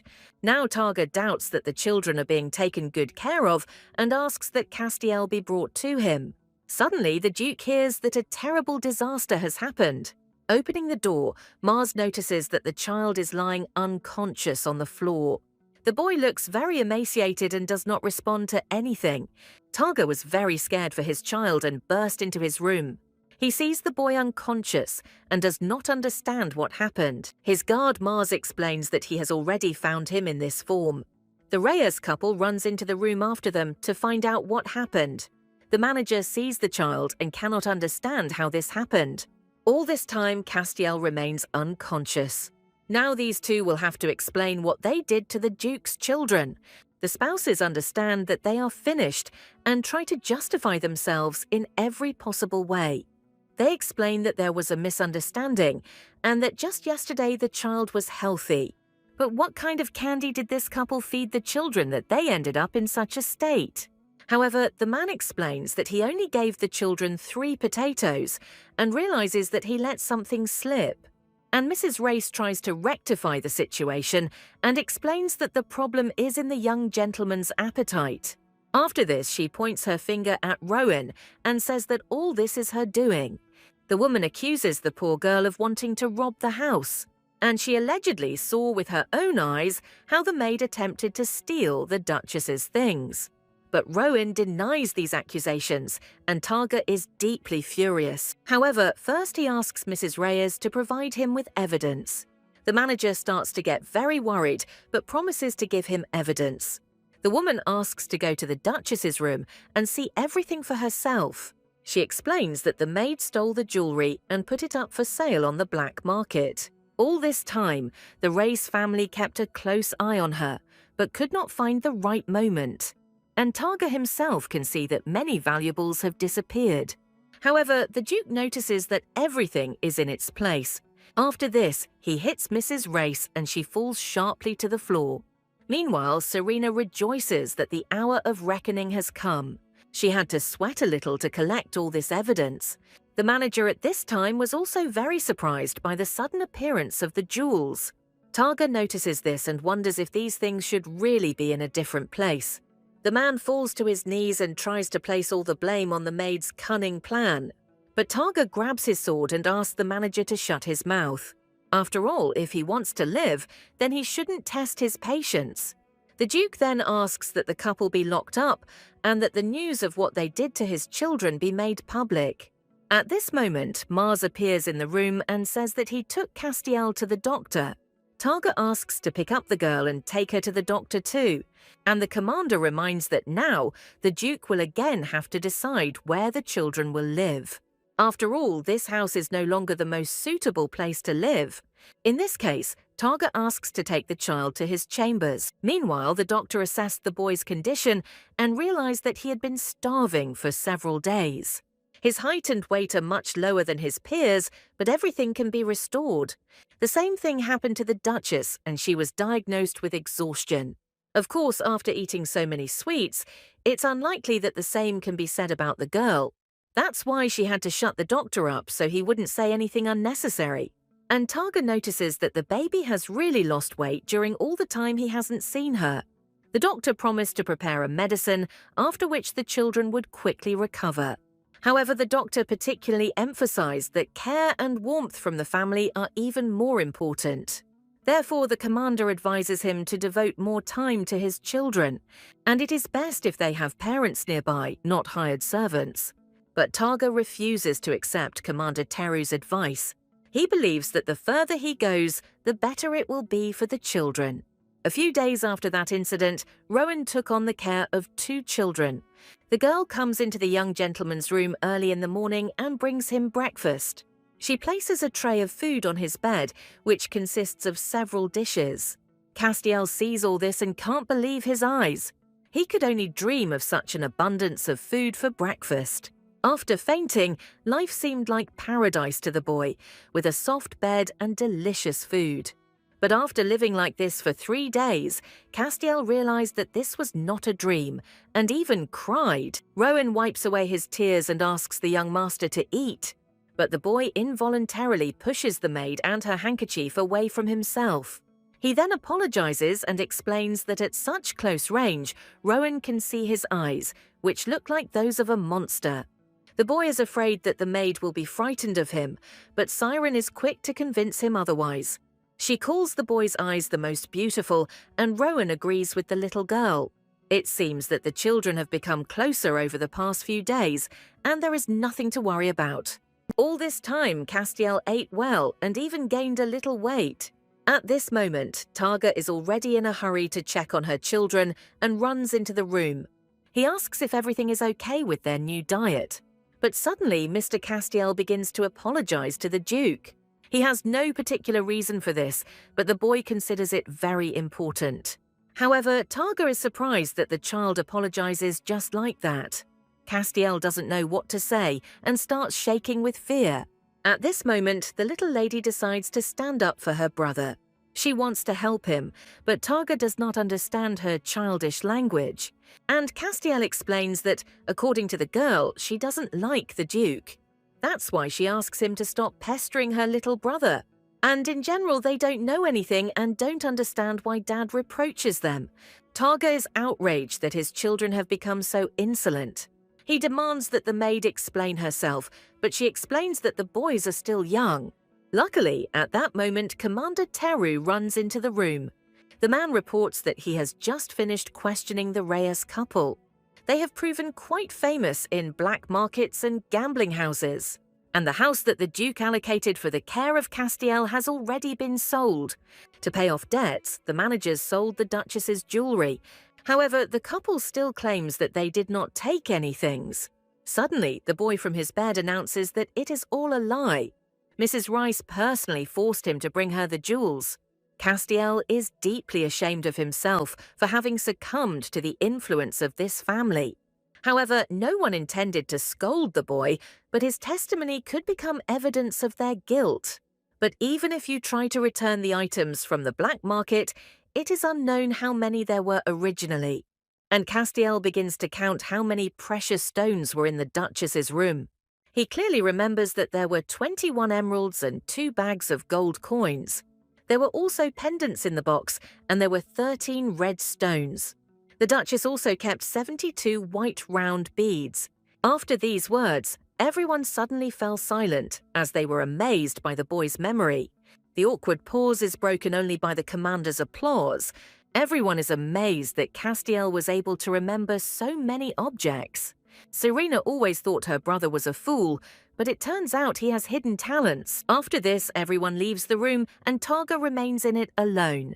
On the way, they meet Mars, who is surprised by the excessive merriment of the company. After this, he finds the Duke and gives him a letter from the Marquis of Milos. But now Mr. Targ is interested in a completely different question. The man tries to understand whether he is really that scary. This question even makes Mars feel very agitated. After some time, Castiel plays with his little sister and reads her a story. But she closes the book right at the most interesting moment. The siren tries to ask the boy to tell her about the drawing from the fairy tale. At first, Castiel doesn't understand what they're talking about, but then he thinks about it. The picture showed a princess with a basket containing 13 muffins and 19 cookies. After this, our heroine realizes that her brother is a genius of instant memory. When he started listing the number of jewels, Serena thought it was strange. With such abilities, he can easily conquer the world, and Rowan informs her that she needs to go to the Imperial Palace. She wishes the children a good time together, and is even glad that they have become interested in reading. While she's gone, Mars and Teru will take care of the boys' food, and Serena understands that after the nanny leaves, she will again be able to do great things. And as soon as Rowan leaves the room, the girl immediately invites her brother to go to the dining room. She shows him a picture and wants to drink tea with what is depicted in it. There is a picture of raspberries there, which are not simply kept in the house. To get berries, children have to go to the nearest forest. Since the little girl wanted raspberries, it was not difficult for Castiel to get them. And the siren drives the boy deeper into the forest, motivating him to search for berries. Castiel listens to the little girl's words and moves on. The little girl heard from the maids that in the very depths of the forest there were plenty of raspberries. And in the palace, Count Montes mentioned that Targa himself used to collect this berry. Now it's time to think about gaining my father's favor. Of course, Serena is raising her brother as a backup plan in case their father turns his back on them. But it's still better to make Targa your protector and bribe him for this. If she could, she would just kidnap Dad and lock him up somewhere. But now there is nothing to be done, and all that is needed is to bring Targa what he loves. However, Castiel isn't entirely sure there will be raspberries in this forest. In fact, people say that a terrible monster lives here. To be precise, it is not a monster, but a huge bird. Castiel saw her several times as she flew out of the forest. Serena understands who they are talking about and remembers her ex-boyfriend. After searching for raspberries for a long time, the boy finally stops. The atmosphere around them becomes tense, and Castiel is no longer sure that they are going in the right direction. Children even get the impression that they are lost. At this time, Targa is reviewing applications for the role of housekeeper. One of them worked for 20 years in the family of Count Astian, but the Duke believes that after such a period of time, people leave either because of age or because of theft. There are very few candidates, as Terreau was unable to find more, and in the near future it will be difficult for him to find anyone else. Targa understood everything and asked the commander to prepare a report of what they discussed earlier. Terreau is very surprised that the Duke took such a responsible approach to finding a servant. And suddenly he notices a strange book on Targ's table. It turns out it's a book for choosing a name, but Terreau pretends not to notice it. Suddenly, an agitated guard, Mars, bursts into the room. The man claims that some terrible disaster has occurred. At this moment, Mars informs the Duke that the children are missing. Meanwhile, Rowan appears before the Emperor in his palace. The man had been waiting for the maid for a long time and was glad that she had arrived. The girl approaches the Emperor and greets him according to etiquette. One of his sons plans to ask Targ why he requested the rights to the military trophies, and also why he tore up the documents requested by the Royal Order of Knights. The Emperor's second son is unhappy that Targa has been in the capital for so long, and a place that was barely habitable is now suddenly heavily guarded. But the Count explains to the men that this is the Duke's property, and the rights to the lands and things belong to those who seized them. And even if Targa fought as a member of the imperial family, he can defend his rights. Arnoa gets tired of listening to this useless argument and orders everyone to shut up. The Emperor wants the maid to tell them everything now.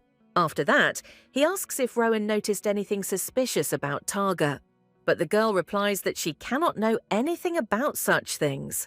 However, Lucas's father puts pressure on Rowan to stop lying. Of course, there was one thing that greatly struck the maid. Targa was very calm at the sight of human blood during the attack on the girl. But if this story gets out and harms the Duke, it will affect the baby too. Therefore, Rowan replies that she has hardly seen Targ's face, as she is only keeping an eye on the girl. And the Emperor immediately asks what is happening with the child. He hasn't seen the girl for a long time and demands that he be told everything about her. His sons think it doesn't matter now, but he silences them. After this, Arnoa again asks if Targa is harming the baby. Besides, he is interested in whether the Duke gave his granddaughter a name and what it would be. Rowan apologizes and says that the baby doesn't have a name yet. The Emperor's hands begin to tremble from this unpleasant news. Then he stands up abruptly and announces that this Targa is absolutely predictable. He took the child away and promised to give him a name, but he himself did nothing. At this time, everyone in the estate is busy searching for the missing children. No one even stopped them on the way to the forest, since they relied on the servant Rowan. They could hardly have gone far at baby steps, but Targa was still uneasy. In any case, there is a barrier around the estate that protects it from monsters. Suddenly, the man stumbles upon a raspberry bush located in the forest. He remembers the time when he was still a small child and was walking with his brothers. They mocked him and said that there was poison in wild raspberries. If he eats even one berry, he will immediately die from poisoning. Back then, Targ was called a monster or a child of darkness, and he decided to stop it. The boy collected all the raspberries that were lying on the ground and ate them. After that, he waited for the poison to finally take effect. But even after some time, nothing happens to the boy. At this moment, he realizes that his brothers simply deceived him, and all the children just laughed loudly after such a sad triumph. They call Targ a blockhead and say that you can't die from raspberries. As an adult, the Duke reaches for the berry again, but he immediately removes it and does not understand why he remembered this time. After this, Targa raises his head and notices the gathering clouds. He finds it strange that the sky suddenly became so dark, and he still doesn't understand what the love and care the doctor spoke about means. This is something he doesn't even dare touch when he sees a child trembling with fear, and that is why he could do nothing when he saw his son emaciated. His heart turned to ice and his blood froze, but Targa could not find the words he had never heard. But now there is no time to think, since first we need to take care of the children. Suddenly, Targa begins to hear some loud screams. Meanwhile, the children were left without raspberries and without tea. They are lost and it seems like they should just try to get back.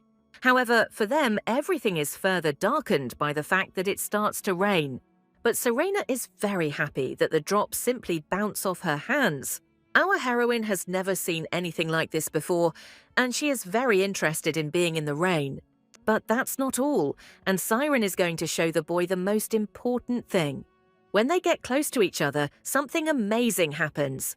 The water around gathers into a huge vortex and swirls above the children.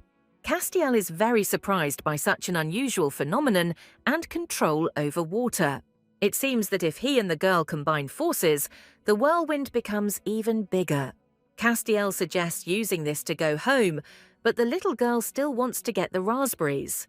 Sirena doesn't want to waste the moment, as they don't get to go out very often. But the boy has no time for berries now, since they have been wandering through the forest for a long time. Suddenly, our heroine lets go of her brother's hand and he falls sharply to the ground. The little girl immediately runs up to him and asks if everything is okay. Castiel asks not to worry about him, as he is not hurt at all. At this moment, the children see juicy raspberry bushes in front of them. It seems incredible that they finally found this berry. The boys quickly start picking raspberries so they can return home later. Sirena seems to be in good shape today, even though she had to push her brother to do so. They put berries in the hem of the girl's dress and are already getting ready to return.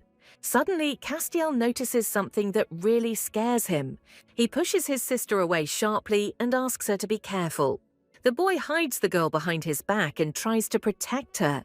He grabs a stick and tries to repel the attack of the terrible snake. She looks like a monster and is many times larger than any viper. But Castiel asks the girl not to worry and promises to protect her. However, while the boy is distracted, Siren warns him of danger. At this moment, a huge snake opens its mouth and is about to swallow the boy. Luckily, the Duke of Targa happens to be right next to the children. Their father quickly cuts the snake into pieces and saves the boys. After such a powerful blow, only 2 halves remained of the huge monster. Targa immediately begins to reproach the children for not valuing their lives. And at this time, they are very surprised that they met their father in the forest. Sirena can tell from the Duke's expression that he is clearly angry with them, and all the raspberries they had collected were crushed. At this moment, it seemed as if rage began to awaken in the Duke. He stretches his hands towards the baby, and she closes her eyes in fear. However, Targa was only going to pick up his children. The man is glad that the boys are safe and can now be returned home, and he asks them to never do that again and not to go far away. Castiel apologizes to his father and tells him that it is his fault. The little girl wanted to pick raspberries, and he had to dissuade her from this idea. Targa is very surprised that the children went into the forest to pick berries. and the girl explains that they wanted to please their father with these raspberries. However, why did his children decide that the Duke liked raspberries? The image of his brother who bullied him immediately pops into his head. The siren berries are bruised and don't look very good, but they contain all the children's feelings for their father. After this, Targa extends his hand and takes one raspberry. The man puts it in his mouth and tries to understand his sensations. Surprisingly, he finds the berry very tasty, despite the fact that it is bruised. However, Serena asks her father to spit out the raspberries because they are dirty.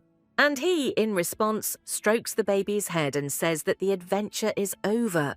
After this, the Duke calls his daughter by the name he had already thought up for her.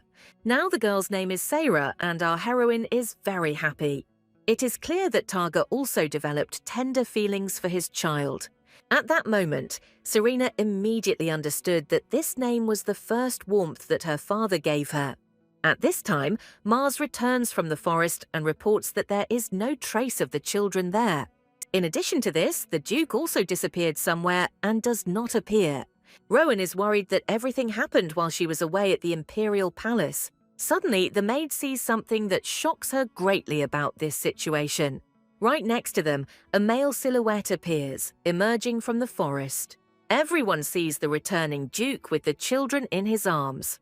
Commander Teru immediately asks if everything is okay with them, and Targa explains that the boys went for a walk and got lost. They must be very tired and need to be fed and washed of dirt, and tomorrow he invites Sarah and Castiel to go for a walk together. The children are shocked by these words and give their consent to their father. The next day, events unfold in the training arena. But this battle involves not dummies, but the blades of real people. Targa and Mars fight as if it is the last battle of their lives. At one point, the guard finds himself on the ground and loses his weapon. Targa approaches him with a slow step and is about to declare his victory. It is not surprising that Mars was the loser in this battle. After all, such a warrior is difficult to defeat, and the guard decides to surrender. He is very interested in how the Duke manages to stay cheerful after hard work. Targa explains that the problem lies in the laziness that the warrior of the knightly order exhibits. Even though he says this, Mars still feels that something has changed in the master. If this is the case, then it is worth inviting the Duke to participate in the victory celebrations this year. Immediately after this, Mars decides to justify himself and says that all this is not for fun. However, at that moment, a sharp sword immediately sticks to his neck. If the knight is so eager to take part in this, the Duke can send his head there first. Mars is frightened and asks Targa to have mercy on him and not kill him. Suddenly, the men's heated conversation is interrupted by a female voice. Rowan appears in the arena with the baby and Castiel. Targ is disconcerted that the children found him in such a threatening state. He immediately puts away his sword and explains that he asked to wait for him in another place. However, the young master and young lady strongly urged Rowan to send them to their father. The children were very bored and could no longer wait for their father to come to them himself. Targ is very touched by the fact that the guys decided to see him at any cost. But such a reaction from the Duke causes very strong emotions among the knights. But the man doesn't give his warriors a break and suggests that they continue Mars's training. After this, Targa switches to the children and invites them to go for a walk. And our heroine still can't stop thinking about her new name. Yesterday she was so confused that it all seemed like a dream to her. But now it really feels like she is her father's daughter. During the walk, Commander Teru offered to give us a tour. Despite the neglected appearance of the estate, everything went very well. Overall, the excursion was quite peaceful, but there were some conclusions. The estate turned out to be quite old and needed renovation.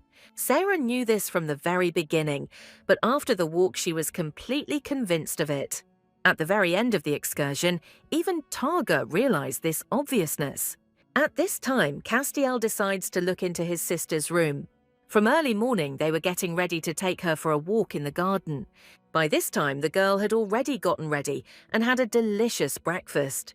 But at that moment, the girl did not yet know what consequences her father's one phrase would lead to. And while walking through the garden, the boys bump into a worker. Mars is very surprised to be caught at such an early hour. He didn't think the boys would get up so early and was going to pick them up. And at this moment, Sarah doesn't understand at all what's happening. Until yesterday, the main building stood on the site of these ruins.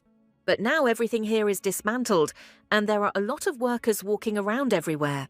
Rowan asks what's going on, and Mars tells her about the construction of the main building. His lordship razed the old building to the ground in one night. At this moment, the culprit of the collapse himself appears at the construction site. He asks Sarah if she likes what he has planned. However, the girl does not understand how one can like a house in ruins. Targa explains that this is an old and dangerous place for children, so he will build a new one. But his daughter is unhappy that she now has to spend the night in the ruins. Suddenly, a worried commander, Teru, runs up to the Duke. He asks Targ to be sent to the annex urgently, as there is a guest there. The Marquis of Milos from the Royal Knightly Order arrived at the estate. After some time, Targa meets a man who has a lot of treasure behind him. Sarah is very surprised by such a visit and tries to understand what it means. The Marquis came to hand over the trophies and land deeds to the Duke. According to the imperial law, Targa will receive the distributed land and treasures from the war. However, the Duke did not demand any trophies or lands from his father. Sarah is very worried that her father might refuse the treasures. In this case, they will remain poor, and a plan is born in her head. Meanwhile, the Marquis was surprised that Targa did not ask for trophies. It will be to his advantage that all this turns out to be just a mistake. Moreover, the Duke was never interested in wealth. Therefore, the Marquis suggests simply taking all the valuables back. However, at this moment, all the trophies had already been taken by Targa's own daughter. Siren stands on the trophy chest and declares that it all belongs to them. But Dad says the girl's name and looks at her seriously. And at this moment, Sarah stands her ground and says that all these things are theirs. At this moment, the Marquis tries to remove the girl from the chest so that she does not get hurt. However, his neck immediately becomes the target of Targ's sword. The Duke warns the man not to even touch his daughter. Never before had Targa stood up for his children in such a way. The Marquis is truly horrified and never expected such a reaction from the Duke. At this point, Mars asks Targ to calm down and pay attention to something else. After all, his children are very happy with the chests and the trophies they receive. It is necessary to make these little angels happy and cover the costs of reconstruction of the residence. After this, the Marquis realizes that it is better for him to leave and leave the trophies with the Duke. However, Targa reports that the figures for the Kirk Plateau do not add up. There should be more jewelry and artifacts from the mines and the ancient city. But for some reason, these valuable things are not on the list that the Marquis sent. Everyone was very surprised that among so many treasures, the Duke could see the missing ones. Cyrena remembers that she has seen such phenomenal abilities somewhere before. This is the same memory that my brother recently demonstrated. After this, the Marquis of Milos falls to his knees and promises to count everything and present it at the feet of the Duke. However, Targa asks that this be brought not to him, but to his own daughter. It is impossible to convey the emotions the girl experienced at that moment. And the next day, Milos brought the remaining trophies, trembling with fear. And Sarah instructed her brother to remember the number and types of jewelry. But even after this, there were still a huge number of trophies left. Of all the valuables, the girl suddenly notices something very interesting. She sees a blue stone that attracts her to it. Although it looks like an ordinary stone, it is unclear why it ended up among the trophies. Sarah decides to touch it and steam starts coming off it. The girl gets very hot and immediately removes her hand. If it's just a rock, then why did it suddenly become so hot? At this point, Rowan takes the girl and says that it is time for them to go. The girl urgently needs to be prepared for the arrival of an important guest. After some time, an imperial carriage appears on the estate's property. Everyone is shouting that His Majesty the Emperor has arrived at the mansion. A man enters a house and is met by many servants. Commander Teru reports that Targa is already returning from the training ground.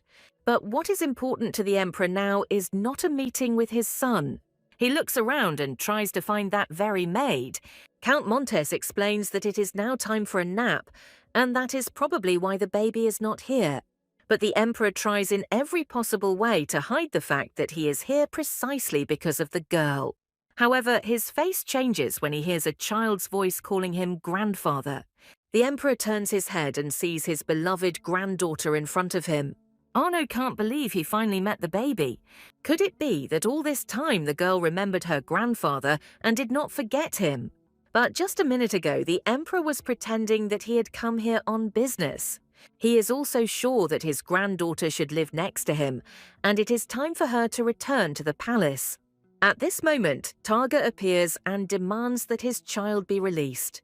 He won't even allow his father to decide for him and deprive him of his daughter. After this, Arnoa gets acquainted with the name of her granddaughter, which is written in the notebook.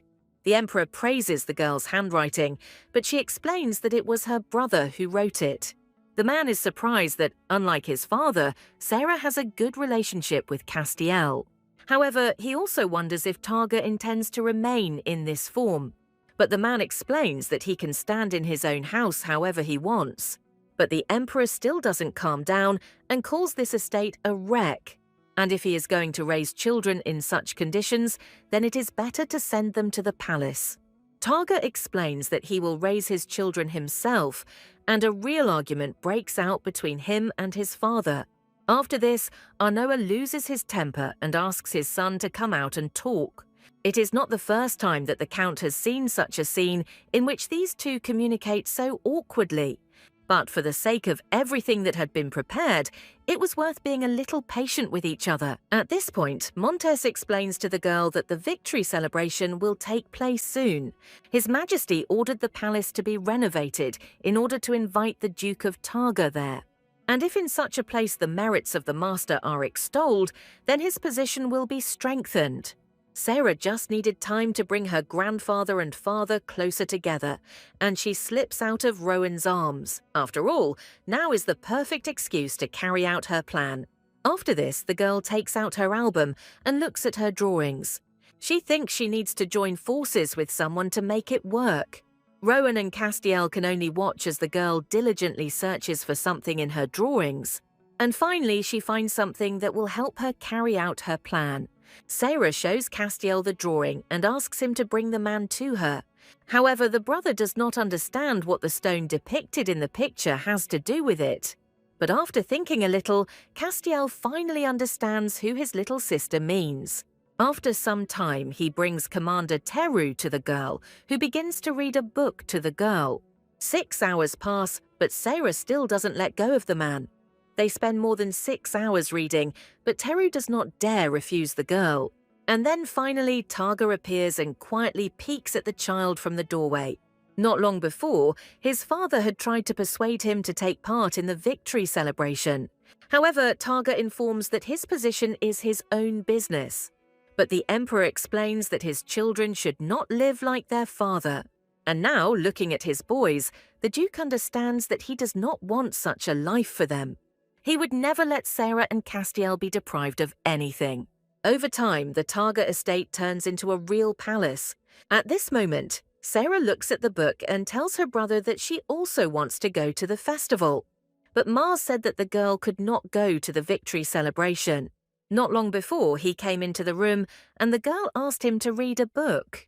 As a child, he knew this tale of the Bremen town musicians well, and Sarah needs this book to prepare for the victory celebration. During the festival, she hopes to highlight her father and strengthen his position in society. But at that moment, Mars announces that they cannot go to the festival. After all, Targa himself announced that he would not participate in the victory celebration. Sarah is furious that her father has no intention of changing. Suddenly, Rowan runs into the room and says that something bad has happened. She asks the children to hurry, and a moment later, Sarah appears in a beautiful outfit. Rowan, as always, is delighted that the girl looks like a real princess. If they had more time, they would have ordered a new dress for the baby. After all, now they can take part in the victory celebration. Sarah doesn't know the reason, but for some reason her dad allowed her to go to the festival. Therefore, now the entire ducal house is busy preparing for the holiday. Rowan promises that it will be incredibly interesting, as the festival lasts a whole week. The entire imperial court sparkles, and real knights will take part in the competition. But Rowan would have liked more time to prepare, and for the baby to look her best. Sarah decides to cheer up the maid, and is confident that she will be irresistible. Meanwhile, Rowan won't understand when her girl learned to kiss her on the cheek. After this, she decides to look in on Castiel and asks Sarah to sit in the room. Meanwhile, the girl is happy about the opportunity to be at the festival.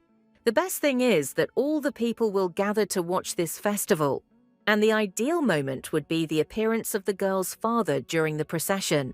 Suddenly, a huge bird appears and asks why the girl is so happy. The baby is happy to see Belzer, who has been watching the child all this time. However, he is offended that Serena did not even give him a kiss. Suddenly, Sarah realizes that something has changed in Belzer. How did he make his eyes suddenly turn red instead of blue? But he is the god of the heavenly kingdom, and for him it's like snapping a finger. Elsewhere, he is even ready to show the goddess what else he can change. After 3 days, all preparations for the festival are completed. The moment comes when the people are ready to celebrate Victory Day. And this year there are more people than ever before. After all, the Great War, which lasted more than 10 years, ended. The emperor sits on his throne and prepares to greet important guests. At this moment, knights from the ducal house arrive for the celebration. However, one of the emperor's sons is sure that they were hired for money. He then announces that more important guests are expected to arrive next. After this, the Royal Order of Knights appears on the square. One of the warriors begins to shower the people with a large number of gold coins. The common people are very happy about this event and collect money. The Duke's sons immediately begin to argue, and one of them considers this insolence. He considers this to be cheap behavior, and the emperor hears this conversation. Arnoa gets irritated and asks his sons to calm down immediately. At this moment, someone appears on the square whom people did not expect to see at all. With just one look, he makes anyone feel terror, and no one can contain their emotions from his red eyes. Meanwhile, the emperor is satisfied that Targa has finally arrived. The Duke is dressed in black robes and looks very sinister from the outside. However, along with this terrible image, he also carries his daughter on horseback. People can't believe that Targ has a child in his arms. Sarah decides that this is her chance to bring glory to her father and takes action. The girl smiles sweetly and greets people, showing her good manners. People have a lot of questions about where the Duke got this child from. Even a girl's smile can't change public opinion, and one of the children even calls Targ the god of death and points his finger at him. His mother apologizes for her son and says that the child does not yet fully understand everything. Suddenly, a huge black feather flies before her eyes. All people notice something in the sky and experience a strong shock. A huge bird, which they call sacred, flies right above them. She has the same red eyes as Targ, and she appeared exactly at the moment of his arrival. Sarah is pleased that Belzer arrived at the perfect time. She recalls their conversation, which took place shortly before the festival. The girl asked Belzer to show his talents in one place. And if our heroine's ex does a good job, he will receive a gift. Flying over the festival site, Belzer feels like he did a great job. He hopes to get a kiss from Serena, just as the girl's maid did. After this, Belzer throws a feather from his wing to our heroine. Meanwhile, the boy's mother still asks him to apologize to the little girl. At that moment, Sarah takes a black feather and gives it to this child. The girl smiles sweetly and says that her dad is not a villain. The feather slowly falls into the boy's hands and ends up in his palm. After this, people begin to believe that the Duke actually has a good heart. This is completely different from all the terrible rumors and all the people praise Targ. People thank the Duke for protecting and saving their country. Sarah is very pleased that her father is praised by so many people. After all, it is he who is the hero who always remains in the shadows. At this moment, Targa pulls her daughter closer to her. He explains that she needs to sit properly so as not to fall. The little girl agrees with her father and smiles sweetly at him again. After some time, Targa appears before the emperor along with her children. His brothers, as always, are unhappy with the duke's presence. But in that case, Targa suggests that next time they go out onto the battlefield themselves and become heroes. Erno has nothing to say in response to this and only becomes indignant once again, but the emperor asks them to stop arguing on such a beautiful day. Sarah mentally praises her grandfather for silencing the men. After all, the appearance of the younger prince, who is a war hero, led the nobles into confusion. Moreover, he is still a favorite of the emperor, and now also of the people. The flight of the sacred bird over the war hero was very significant. This reaction of the people makes Brother Targ very angry, since previously all the honors went to them. It seems that the situation has become sufficiently tense that it is now time to sit in the box for guests of honor. Count Montes notices that the little girl looks rather tired, but for her the fun is just beginning. However, Sarah pays attention to her brother's condition, which is very tense. This day is too tiring for him, and he will have to rest for his sake. Montes is about to take the children to the toddler area, but the emperor stops him. Arnoa doesn't want to say goodbye to the child, but the girl just waves her hand at him. Right now, the condition of her brother is more important to our heroine. Meanwhile, in the children's area, the kids are greeted by disgruntled little ones. But Castiel isn't going to let his abusers get away with it. And the boys don't even seem to suspect that Targ's son might answer them. At this moment, Sarah supports her brother and encourages him to take revenge for that day. Not long before, the atmosphere around seemed calm and relaxed. The ladies were having a nice conversation, while the children were having fun in the fresh air. There is a truly festive and peaceful atmosphere all around. And Sarah notices that a lot of people have gathered here. Montes leaves the children and announces that everyone has gathered in the ballroom for the next stage of the celebration. As soon as the count leaves, the girl immediately lets go of her brother's hand.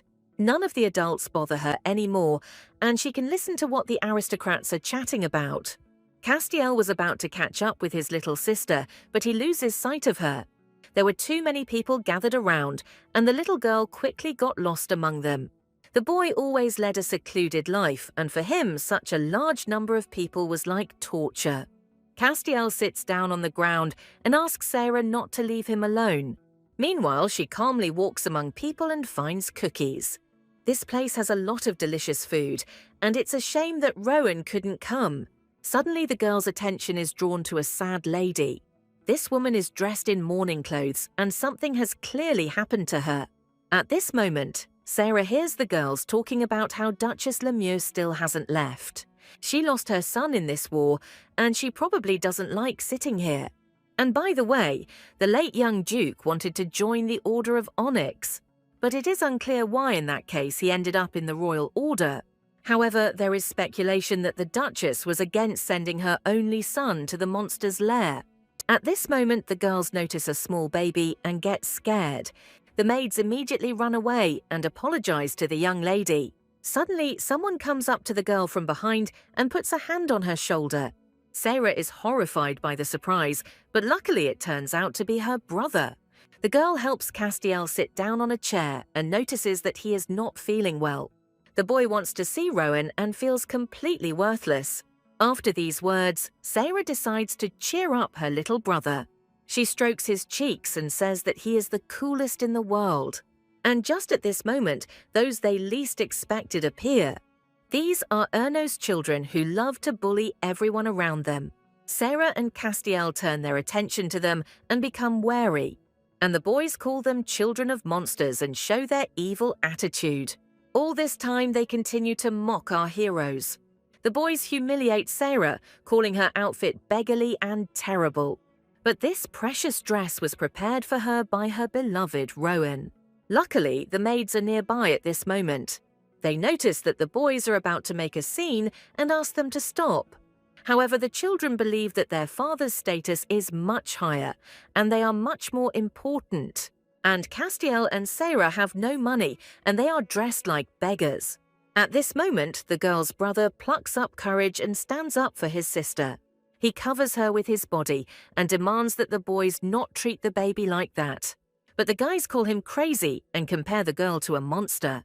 After these words, Castiel completely loses his composure. His rage at the boys makes the water in his glass swirl. He then starts shouting loudly about how Sarah is not a monster. With such pressure, Castiel's power releases the water in the glass and spills it onto the little villains. The glass falls to the ground and breaks, and all the children freeze for a moment. The villains are enraged by being doused with water. Castiel tries to justify himself, as he didn't do it on purpose. But the boys won't let this go and decide to take revenge. One of them grabs the little girl by the hand to teach her a lesson. At that very second, the boy tears the sleeve of her dress, ruining the beautiful outfit. Castiel notices this and immediately runs to his little sister. And the boys at this time run to their parents to be the first to complain to them. They don't even regret their actions and stick their tongues out at their children. At this time, Castiel examines the baby and asks if she is hurt. The girl didn't even think about being upset about this and took her brother's hand. After this, she begins to lead him along to show him something. At this moment, the entire family of the emperor gathered in the Great Hall. The Archduke's children quickly found their parents and rushed to complain to them. But the mother doesn't yet understand what's going on and asks the children to be calm. However, the boys respond that they would not have gotten involved in the conflict if the Berg children had not started first. After these words, the Archduchess begins to feel angry. Just then the doors open and Castiel and Sarah walk inside. The girl is holding her brother's hand, and her dress is already completely ruined. Targa turns her attention to her children and feels puzzled. Everyone gathered in the hall was interested in what these guys did to the Archduke's boys. And Targa silently looks at her children and ponders the process of raising them. After this, the Duke extends his hand and asks them to come to him. Now Sarah intends to show her brother how to deal with such fools. The girl takes a few small steps and passes her father. The little girl immediately runs to her grandfather to melt the emperor's heart.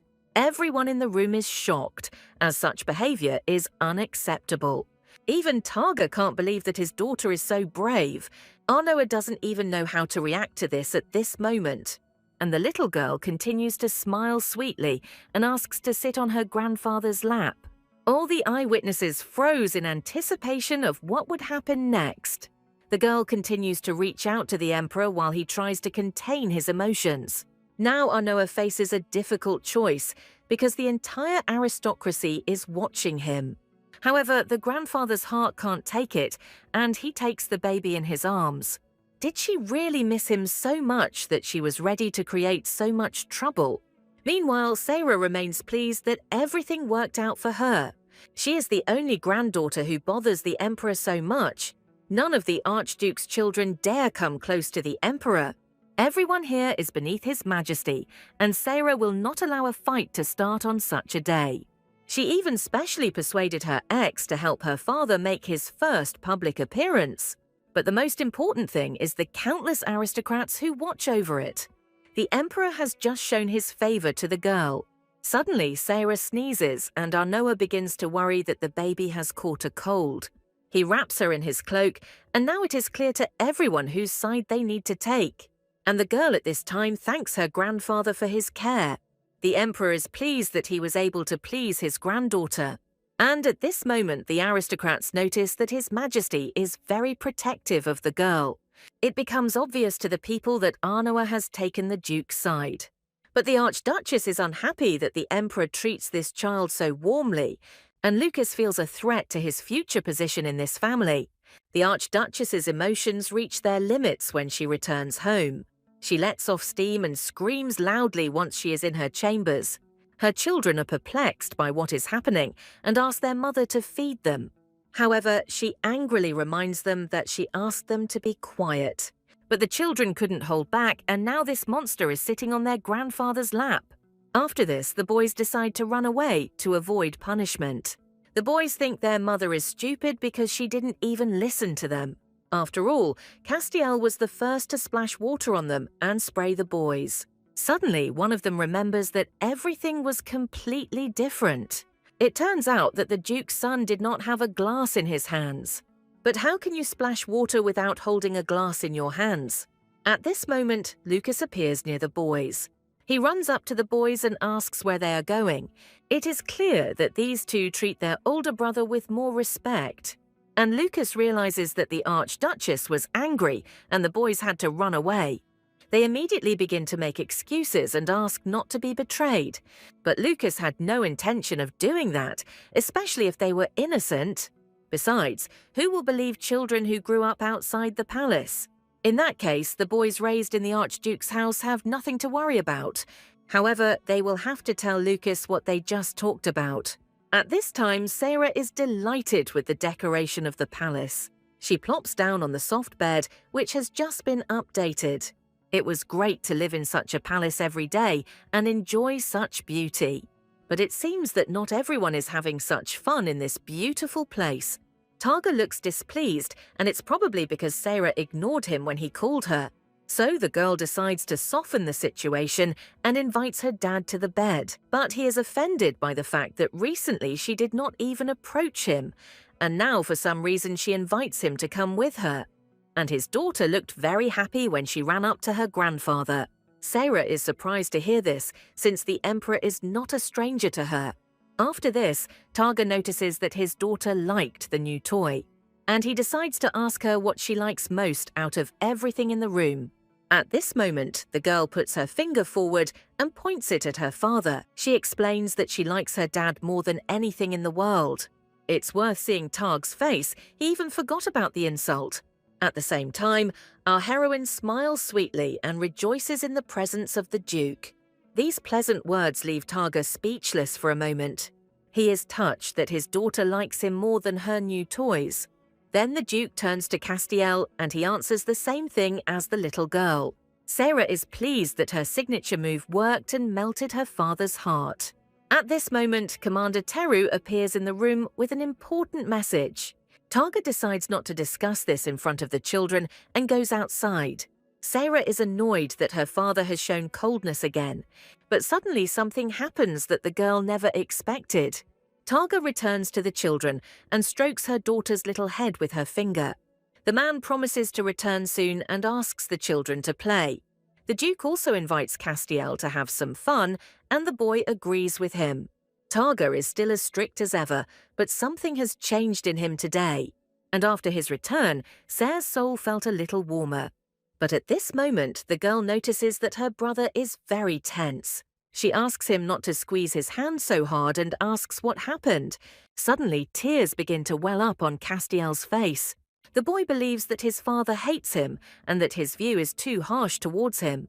But the little girl replies that her dad loves him and doesn't understand why such things bother him.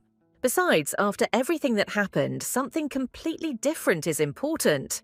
Sarah has a lot of questions about the glass of water that her brother knocked over today. At this time, Targa is informed about a fire that broke out in the area of the Blia forest. Mars is disappointed that instead of going to the party, he will have to go somewhere else. Since the fire broke out at this time of year, it means that the fire demon was the culprit.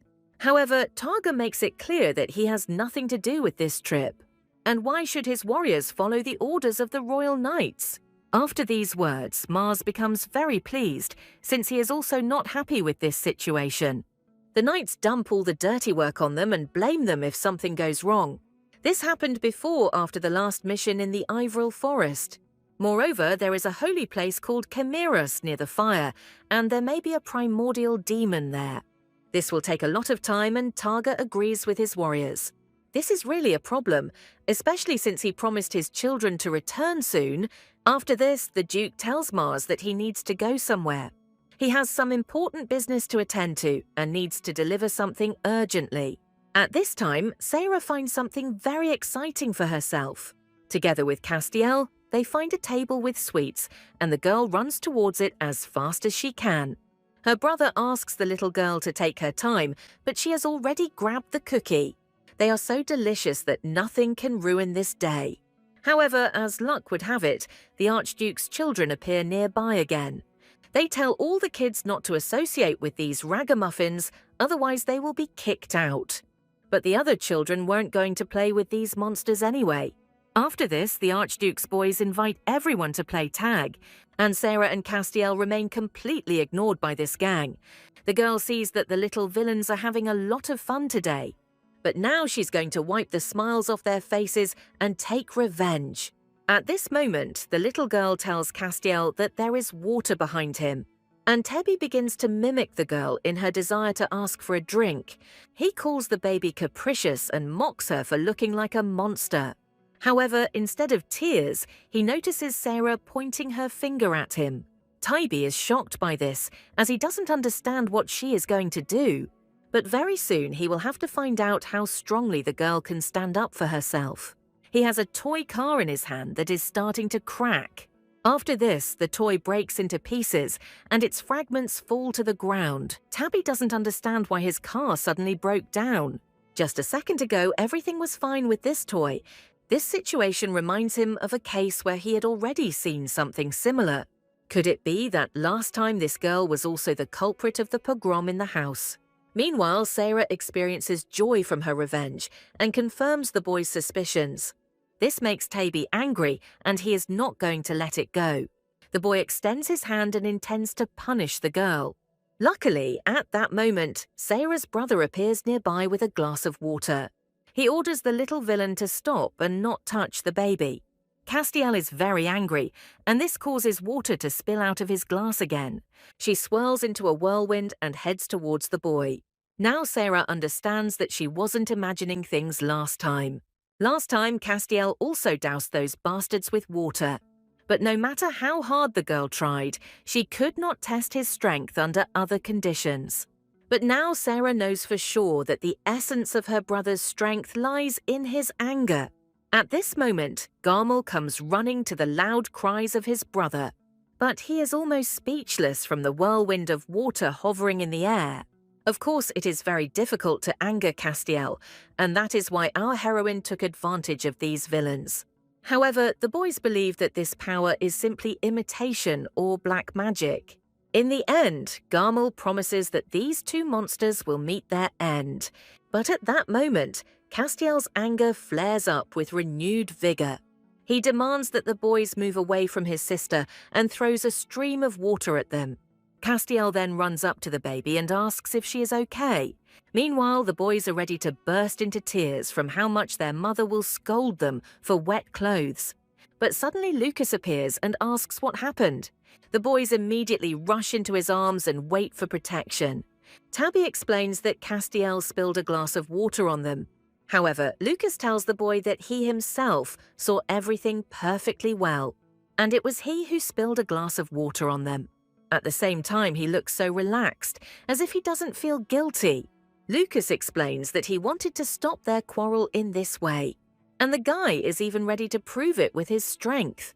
To make the boys believe him, he visually forms water in his hand. The water in the glass actually begins to swirl and spill out. It seems the boys believed their brother and are very happy about it. After all, initially they thought that it was a monster that had such power. The boys were very scared, as it looked like black magic.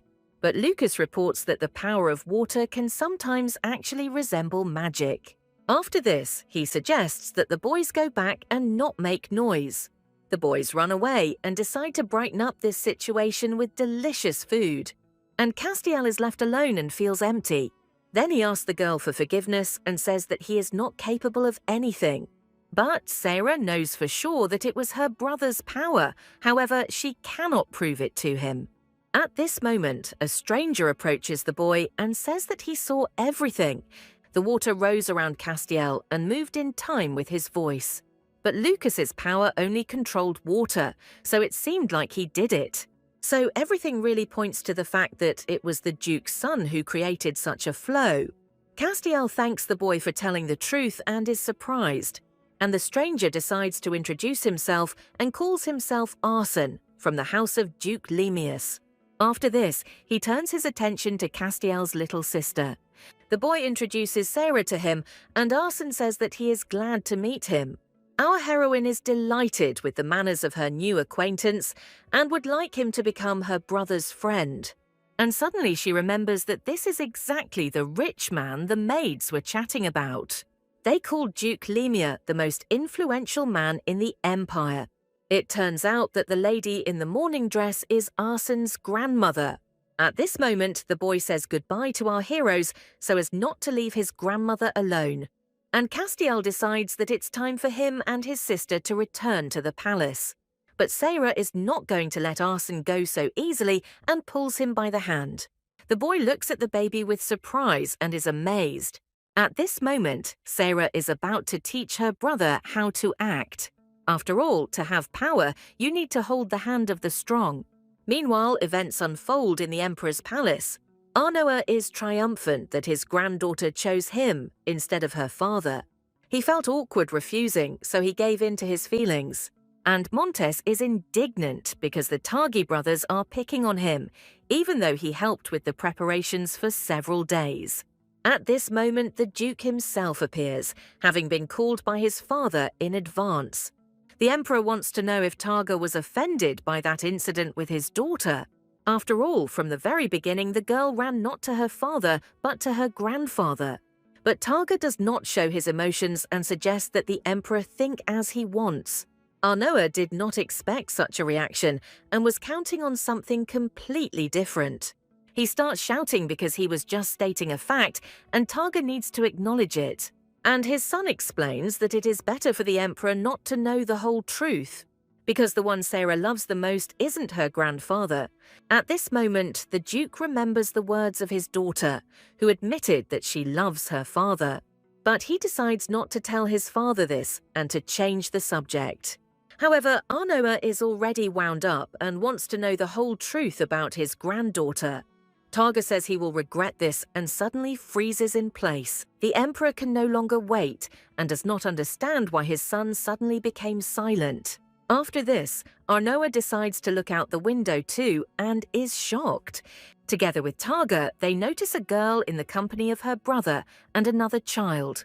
Sarah is holding Arsen's hand, and it is clear that she is very happy about this walk. And the Emperor and Targa are unhappy that there is some boy next to the baby. Meanwhile, Castiel thanks their new friend for seeing them off. But Arsen explains that the Duke's son knows his name and his friends should call him that. Castiel immediately apologizes, including for Sarah's behavior. Arsène, on the other hand, was interested in spending time with them since he doesn't have any younger sisters or brothers. At this time, the girl is happy that she chose the right person as a friend. After this, she notices Arsen's intense gaze on her. Sarah realizes that this boy is very handsome and polite. A slight blush even appears on her cheeks from embarrassment. At this point, Arsen leaves and hopes for the next meeting with our heroes. And Castiel says goodbye to his new friend and watches him go. Still, Sarah did everything right and her brother looks happy. But suddenly the girl's father appears and says that she had a lot of fun. Sarah was ready to sink into the ground from such an unexpected appearance. And Targa continues to be surprised that the girl only recently learned to walk and is already out and about. The Emperor joins him and says that soon the girl will run away from home altogether. Sarah notices that her family's gaze has changed and she doesn't understand what they want from her. A few days later, many children decide to frolic near the pond. Among them is Castiel, who is collecting plants. The boy was looking for a four-leaf clover and finally picked one. And Arsen tells him that there are even more of them to be found on the other side. But at this time, Sarah is lonely and bored on the bench and thinks that all boys are the same. It's good that my brother has made a friend, but now he spends all his time with him. The girl didn't expect that everything would turn out exactly like this, and now she feels a little lonely. Suddenly, someone sneaks up behind the little girl and recognizes her as the Emperor's granddaughter. This woman turns out to be Arsen's grandmother, who still wears a mourning dress. She wonders why such a little girl is alone. The woman also reports that she is already aware of her grandson's friendship with Castiel, and she noticed that the girl's brother had gone out for a walk, leaving her alone. They say that men remain children even as they age. This is probably why she couldn't fully understand her child. His only desire was to become the Knight of Onyx, and if the woman had understood this, his life would have turned out differently. But Sarah is still very young and doesn't understand much, so the woman decides not to talk much. Therefore, she asks the maid to take the girl to the palace and make sure that everything is in order. She herself plans to return home the day after tomorrow, so as not to darken the holiday with mourning. However, the maid reports that both archduchesses asked to meet with her. They have some important conversation, but the Duchess doesn't have time for it. But the maid explains that the girls have also prepared a gift for her, and she herself has more important things to do now than see her child off. At this moment, the Duchess's face becomes more serious, and she asks Sarah to look at her. The woman then turns to the little girl and suggests that she keep this conversation a secret. Sarah agrees with her, and the Duchess is about to leave. Arnes notices his grandmother and decides to go with her. After this, Castiel finally turns his attention to his sister. But Sarah was very offended at her brother for leaving her alone. Castiel apologizes to his sister and asks what they talked about with Arsen's grandmother. At this moment, the girl puts her index finger to her lips. She says that she won't say anything, since it's a girl's secret. At this time, Lucas's mother spends time drinking tea. She praised her son for demonstrating the power of water, and rumors about it spread throughout the palace. She imagines how jealous Triana is, whose children can only make water balloons, and they say about Lucas's power that it is quite strong and similar to the power of formation. But while the mother praises her son, his real abilities cannot even pour tea out of a mug. And she is already about to call Camelin to officially recognize Lucas's power. At this point, the boy asks his mother to stop all this. If this becomes known, it will only increase the number of those who will try to contain him. In the meantime, he plans to train calmly so that his strength will be invincible. The mother agrees with her son and considers his decision to be very wise. She then says that in that case she will visit Lucas tomorrow. But the boy explains that it would be better if his mother took up more important matters. After all, a contract with the Duchess of Lemieux could now benefit their family. However, the woman doubts this, as the Duchess recently lost her son. That's why Lucas believes that his mother will take good care of him. These words make the woman think, and she promises to do everything for her son. Mother asks to rely on her and suggests meeting tomorrow. After she leaves, Lucas unwraps the package with the stone inside. This jewel shimmers in the rays of light, and the guy hopes that it will have an effect. His servant explains that Lady Lemeria herself concentrated the power of fire in the stone. Therefore, the force of water will be quickly neutralized if it is not powerful enough. But if you use Mrs. Lemeria's method, you will need a lot of blood.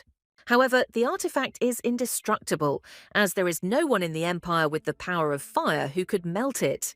After all, here Dominion has always been built only on the power of water, and only the damned Isophists possess fire. But the security at Clayton Palace is always very strict, and it might be necessary to act from the outside. And 2 days after the competition, the festival will finally come to an end. But Lucas is now only interested in executing his insidious plan. At this time, events unfold in Leighton Palace. The Archduchess is very angry that Lemieux never agreed to the meeting. She is furious that the Duchess does not communicate with aristocrats and only walks by the lake. But the maid reports that she saw her communicating with Berg's daughter. However, Triana doesn't understand how to communicate with this annoying girl. And before her departure, the Archduchess intends to win Lemieux's favour by any means necessary. She is ready to feed and give gifts to a woman, if only she chooses her. After this, Triana asks the maid if what she asked her brother for is already prepared. Meanwhile, Sarah calmly strolls through the corridors of the palace in her new outfit. The girl tries to walk elegantly, like real aristocrats. This is the first time Castiel sees his sister imitate him, which she took from Duchess Lemieux. She seems so reserved and dignified, despite her wealth and grandeur. But the girl's calm does not last long, as Targa appears nearby. The man finds his daughter's behavior strange and thinks she might be sick. At that moment, Sarah's antics stop and she runs to her dad with a happy face. Still, the Duke doesn't understand children at all and sometimes says stupid things. However, the girl shows with her whole appearance that she is offended by her dad. Targa thinks she needs something, and she turns out to be right. After all, while he was busy with business, other parents constantly visited their children in the garden. So now is the time to teach a lesson to the father, who has completely forgotten about his daughter.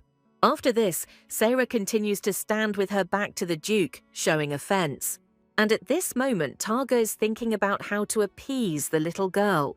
The Duke begins to offer his daughter a new dress or shoes. But she's not some Duchess Lemieux, and now she needs an apology. However, Sarah's face instantly changes when she hears about the tiara. Taken by surprise, she immediately forgets about the insult and turns to her father.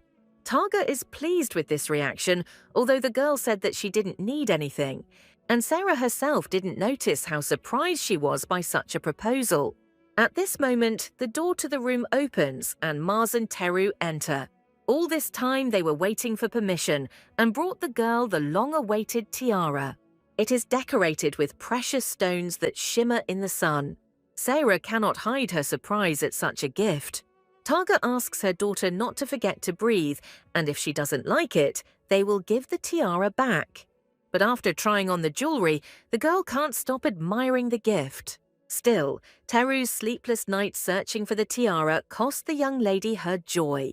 Together with Mars, they found the gift in an abandoned place and do not understand why the Duke left so many treasures buried. And Targa replies that they were just waiting for the real owner. However, there are many treasures in this land, and others can learn about them. But even the knights could not imagine that there were so many treasures under the monster's grave. And yet Teru explains that tomorrow rumors will spread throughout the palace, and the Archduke's children are already bullying the little lady. Now Targa finally understands what exactly the commander was worried about. However, the Duke has never suffered a defeat and does not intend to give up now. And in this little girl, his own blood flows, and there is nothing to fear. After all, Targa is confident that she will not lose to these little villains. And from this conversation between adults, Sarah clearly understood something important. Now she will never give in to her opponents who are trying to suppress her. The next day, a full-scale event unfolds in the palace arena. The Archduke's children hurry faster than anyone else so as not to miss anything. But Triana tries to tone down their ardor so that the boys will be more careful. However, these rascals do not listen to their mother and rush forward. Erno suggests leaving worries about the children aside as they are excited about the competition. And today at this event, no one else will stand out except them. Everyone is dressed too simply, and this is a great opportunity to make an impression. That's why Erno is confident that the main heroes of today's tournament are their family. But just at this time, the imperial carriage with Berg's children arrives at the arena. Erno invites his wife to come in and greet His Majesty. However, suddenly all the people start exclaiming and looking away. At this moment, Targa comes out of the carriage with her children, and the tiara on his daughter's head has the same precious stones as her eyes. People are surprised that this is an expensive pink diamond that is impossible to get.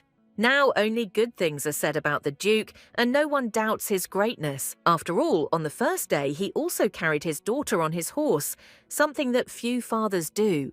At this time, Triana stands in the shadows and listens to the enthusiastic conversations of people, but all of them are directed only towards the family that she hates.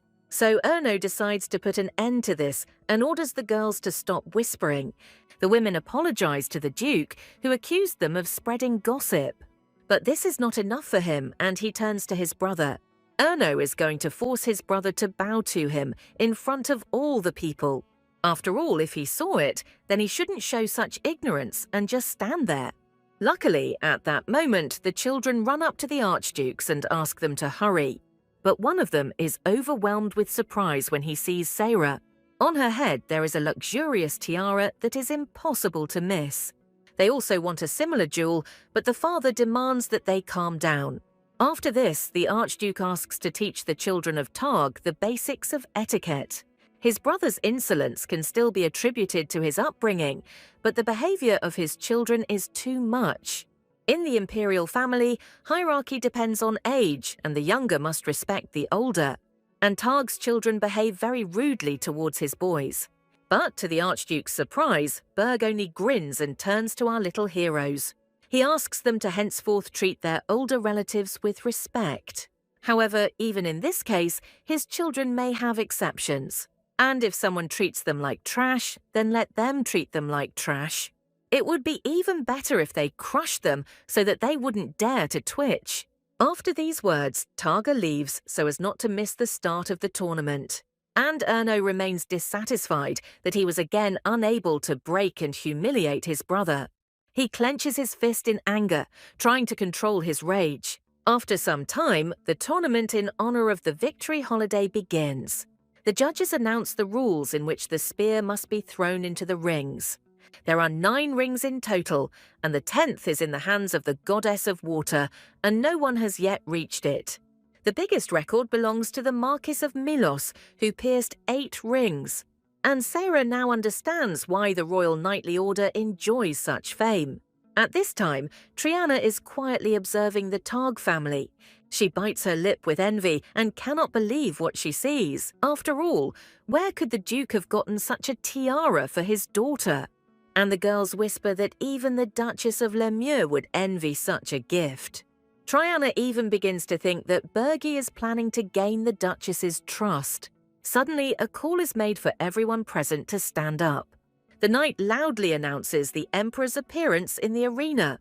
At this moment, Arnoa comes out to the people, but he has only one thing in his head. The man turns his gaze to look at his beloved granddaughter. He quickly finds the girl sitting on her father's lap. Immediately after this, the Emperor immediately comes up and takes her in his arms. The Emperor calls his granddaughter his sweet girl and notices the tiara. Arnoa is sure that only Sarah can wear such a jewel. It was high time she came with such decorations, since now she is a real granddaughter of the Emperor. Suddenly, the man hears the voice of his son Erno, who just wants to discuss this topic. The Archduke suggests finding out where these jewels came from. After all, stones of this size are a great rarity, and not every nobleman could see them. In such a case, how did Targa, who had no savings, get such treasures? The stone on the tiara alone is worth as much as an entire castle or estate. The Emperor's second son joins Erno's words and supports him. Targa received only the title of Duke and had no fortune, and when he separated from his family, he took only a mansion on the outskirts. And now the Duke suddenly shows up at the tournament with such jewels. His brothers suggest that Targa may have pocketed the spoils, but there is also the possibility that he colluded with the enemy of the Empire. The Duke explains that the brothers themselves unleashed the magical beasts on him. However, Erno believes that this is not what is being discussed now. At this point, Targa begins to grin and explains that his brother knows nothing. After all, those monsters are literally stuffed with treasures from head to toe. This news causes Erno great shock and bewilderment. It turns out that the monsters in the forests and caves feed on the purest crystals. The Archduke can check this himself if he cuts open the belly of one of them. At this moment, the conversation of the Emperor's sons becomes audible to all the people in the arena, and they believe that the stones are the Duke's payment for defeating the monsters. But Erno is only angry that the treasures go to Targa and not to him. Therefore, he demands that his brother be forced to return all the jewelry, or let the Duke tell where these deposits are located. At this point, Teru decides to speak out, as it was his warriors who fought the monsters. But Targa stops him and gives his brother the exact location of the monsters. And if they manage to defeat the monsters, they will be able to take all the treasures for themselves. After this, Targa, with a smirk on his face, waits for a decision from his brothers. However, he warns that half of the warriors will die as soon as they enter the forest. Those who have never fought monsters will not be able to withstand their stench, poison, or claws. They will suffocate from the toxins, and their flesh will begin to decompose due to the rotten blood of the monsters. The entire Imperial Order froze in fear, as they had previously only fought on the battlefield. And Targa announces that from now on, the Onyx Squad will no longer participate in the clearing of monsters. All his warriors bow obediently and accept the order. However, this decision causes discontent among his brothers. One of them calls him a blackmailer who risks the lives of the kingdom's subjects. At this point, the emperor decides to stop the useless argument. After all, on such a bright day, there is no need to make a scandal. Although, on the other hand, perhaps on such a day, it is worth throwing out emotions. After a while, the sounds of trumpets and shouts from the stands are heard in the arena.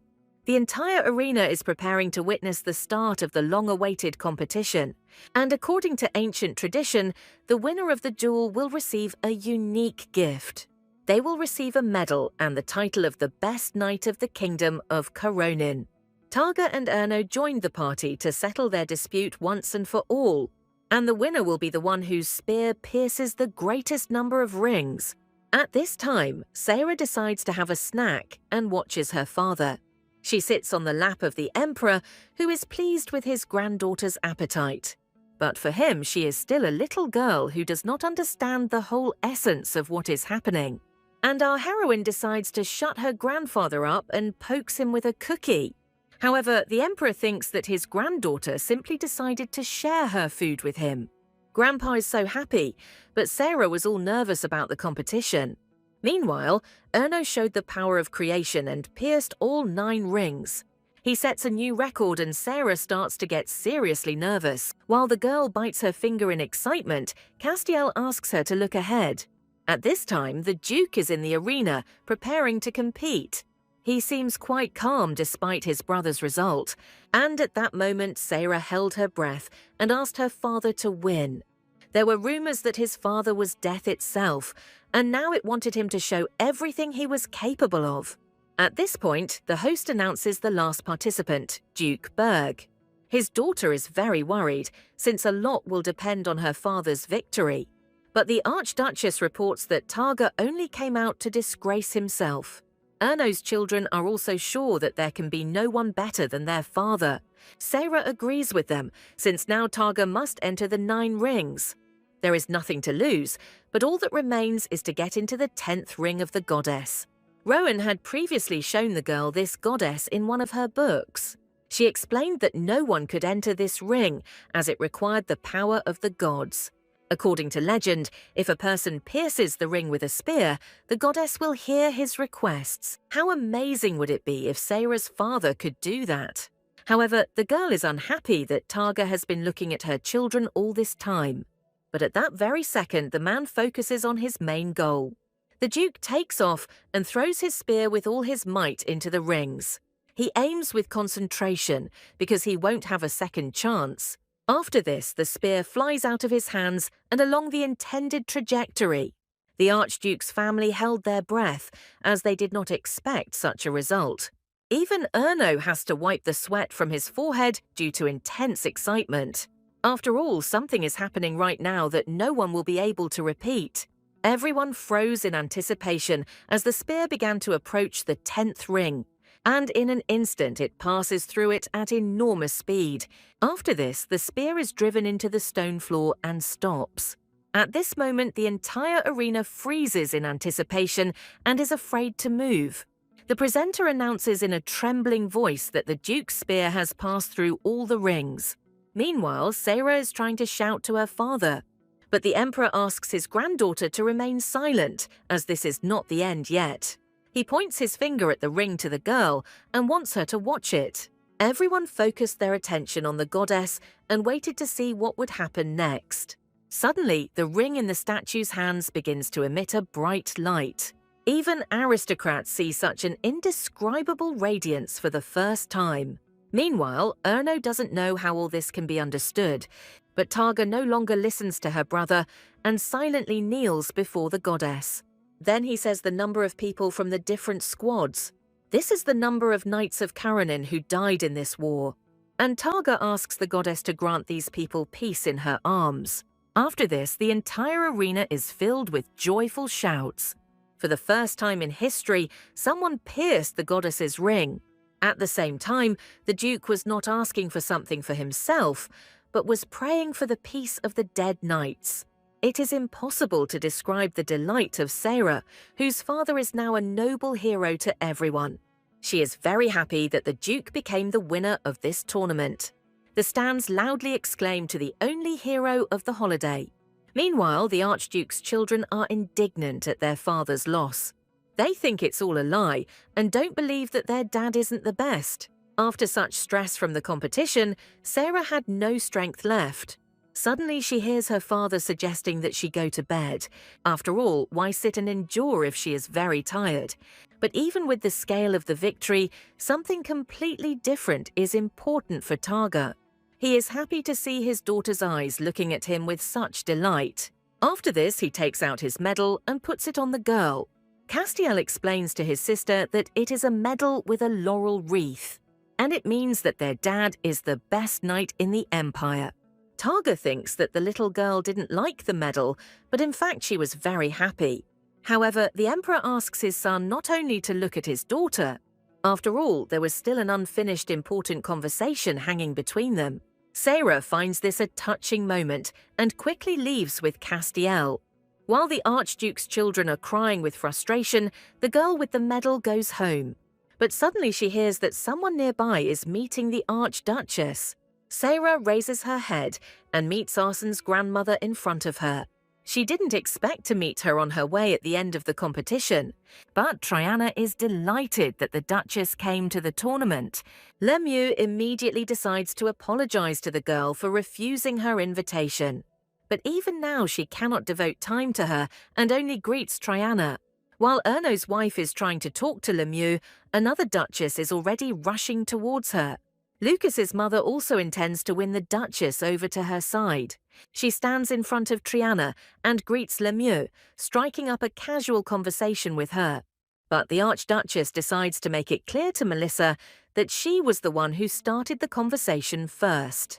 And Lemieux takes this opportunity to point out that the girls obviously have a lot to talk about. So she'll probably step aside so as not to interfere with their dialogue. But suddenly Triana opens the box containing a precious ring. However, the Duchess does not understand why the girl gives her the Milicus diamond, which has no equal. And after that she says that she cannot accept such a gift. The thing is that now no jewel can touch her heart. Melissa picks up on this theme and agrees that such a soul cannot be satisfied with treasures alone. Therefore, she would like to present Mrs. Lemieux with a family heirloom that increases a person's strength. However, the Duchess also refuses this gift as she now wants to visit her son's grave. And even if her strength increases, she still won't be able to achieve what her heart desires. After this, Duchess Lemieux turns her attention to the girl and says goodbye to her. At this time, Sarah feels very sorry that there are such nasty people in her family, and the Duchess reports that this beautiful tiara suits the girl very well. She asks the little girl to take care of this thing, and at the same moment the maid reports the arrival of the carriage. But Sarah has no intention of letting this woman go so easily. She calls the Duchess Granny and she stops for a moment. At this moment, the little girl takes off her tiara and gives it to her mistress. The Duchess of Lemieux is greatly puzzled by the fact that she is receiving such a gift from a child. She takes the tiara in her hands and asks why the girl decided to give it away. However, this is not the main surprise, and Sarah also takes off her medal. Now Lemieux is completely speechless from everything that is happening. The woman reaches out with a trembling hand and takes this unique medal. She saw that today, after the victory, she was handed over to the Duke of Targ. After this, she remembers the words of her deceased son. He often liked to repeat that, having become a knight, he would definitely reach the goddess and dedicate this medal to his mother. In this touching moment, Sarah asks the Duchess to take this gift for herself. For Mrs. Lemieux, the medal will be a treasured reminder of her son, and she happily agrees to take it. This is the first time she has received such a precious gift, and she doesn't even know how to express her gratitude. Meanwhile, the Duke's wives are unhappy that Lemieux did not accept their things. They did not expect such insolence from a woman and thought that she knew people better. But now the Duchess sees before her only those who are even more pitiful than Sarah's fate. These words greatly anger Triana, who is not used to admitting her mistakes. And the Duchess explains that she met many people here during the festival. but no one among them asked how she was doing except this little lady. And at that same second, the woman remembers that there was another child. The Duchess also met Sarah's brother, who turned out to be very nice and well-mannered, and she asks the girls not to be angry since the holiday is not over yet. After this, she turns to Sarah, whom she has already fallen in love with. Duchess Lemure is immensely grateful to the girl for the emotions she gave her. Sarah is very happy that this medal has become a real decoration for her. The next day, events unfold in the Duchy of Mayer. Erno tells his brother that a real disaster has happened to them. Who would have thought that Targa had planned everything from the very beginning and kept it from them? It remains to be seen whether he may have won the javelin throw competition unfairly. After this, the brothers begin to argue about which of them should get to the goddess. Triana asks the men to calm down, as this is not why they have gathered. After all, Targa brought his stuttering son closer to Arsene and put a tiara on his daughter. And the child couldn't think of giving up the medal on his own, so now they have to decide what to do. Erno suggests getting rid of Targ before it's too late. But the whole difficulty lies in the fact that the Duke must somehow be driven into a corner. Given their brother's popularity, the men decide to take advantage of the trophy situation. However, this may also affect them, and they should act with caution. Suddenly, Lucas's father hears some strange melody at the table. He looks over and sees his son humming something. At this time, he has a pink ribbon in his hands, from which he is making something. Melissa also notices this and can't understand anything. The boy looks quite calm and continues to do his thing. At this point, the father decides to ask what his son is doing. Lucas apologizes and explains that he was thinking and cooking something. And the Archduchess smirks at the boy for behaving like a child. However, he reveals that he is preparing a gift for Sarah's birthday. Lucas's father can't believe that we are talking about the Duke's daughter. But the thing is that soon she will have to prove her power of water on sacred ground. The other children manage to avoid the trials, but the one born outside the capital will have to go through this, and so Lucas is preparing a gift. Around the same time, Erno and his brother will also set out for the sacred lands. They look at each other and promise that everything will go without problems. And Melissa is shaking all over with excitement and the upcoming events. At this time, loud screams are heard in the Imperial Palace. Arsene reports that he was pecked by a bird as he was getting out of the carriage. And Castiel is so surprised by this that he can't hide his emotions. The bird was black in color and had large wings. At that moment, Sarah realizes that Arsene described Belza exactly. Castiel also saw a similar bird flying near the house. He starts talking about her, and Sarah has to bite her brother to keep him quiet. However, first of all, the boy is worried not about himself, but about his little sister. Arsene notices this touching scene and likes how friendly the guys are. Usually brothers and sisters are constantly arguing, but our heroes are always together. The boy puts his hand on Sarah's head and says that the girl is very cute.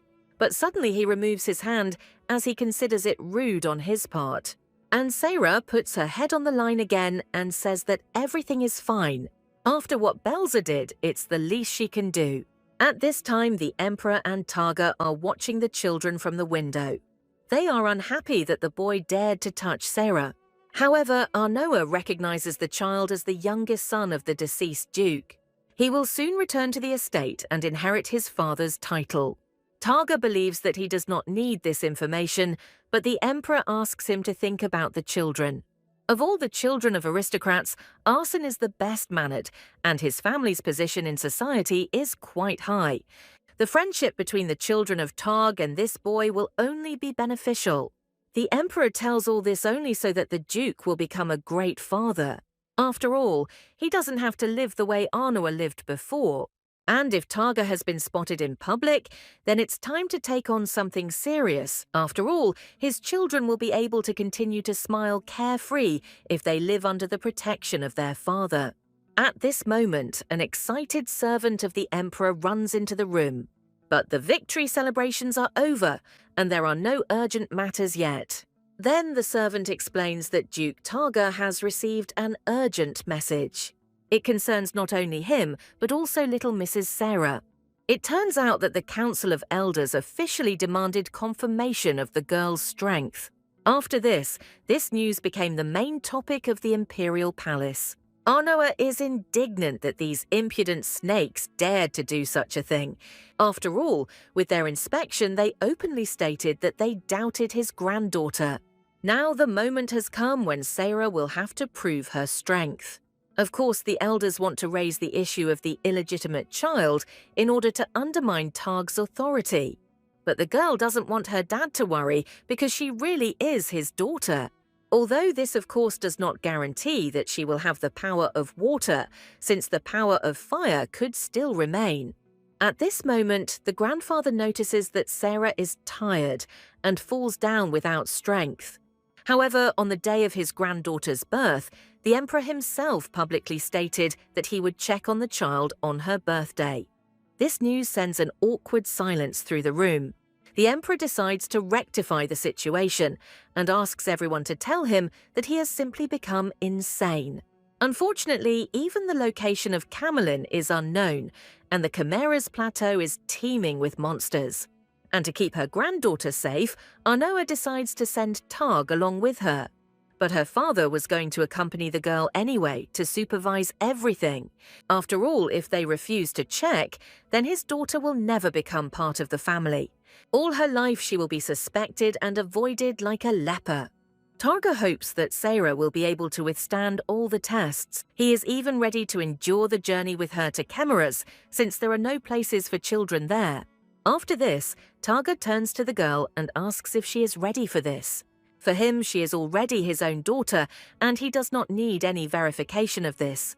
Sarah is deeply touched by Targ's words and cannot help but support him.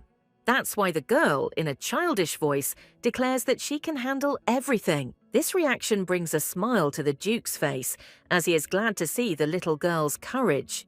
And then he promises to act as the Emperor tells him. To do this, he will have to chop something off, rip something open, or do all of this at once.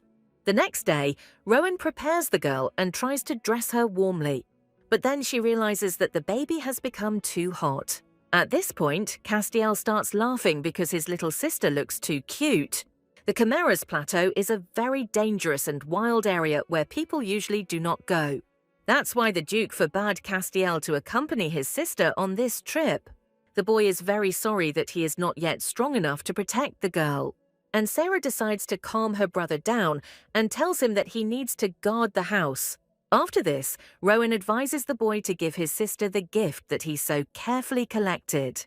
At this moment, Castiel takes out a box and presents it to the girl. Sarah is delighted with how beautiful this gift looks. Together with his teacher, Castiel tried to decorate this box. Although Rowan discouraged the boy from studying today, he still insisted on giving the gift. The thing is that it was Sarah's birthday, and her brother couldn't leave her without congratulating her. And our heroine no longer understands when Castiel managed to grow so much. Sarah was about to praise her brother, but at that moment someone entered the room. They turn out to be the wives of the Emperor's sons, along with Lucas. The ladies are glad that they managed to come in on time before the girl left for Chimeras.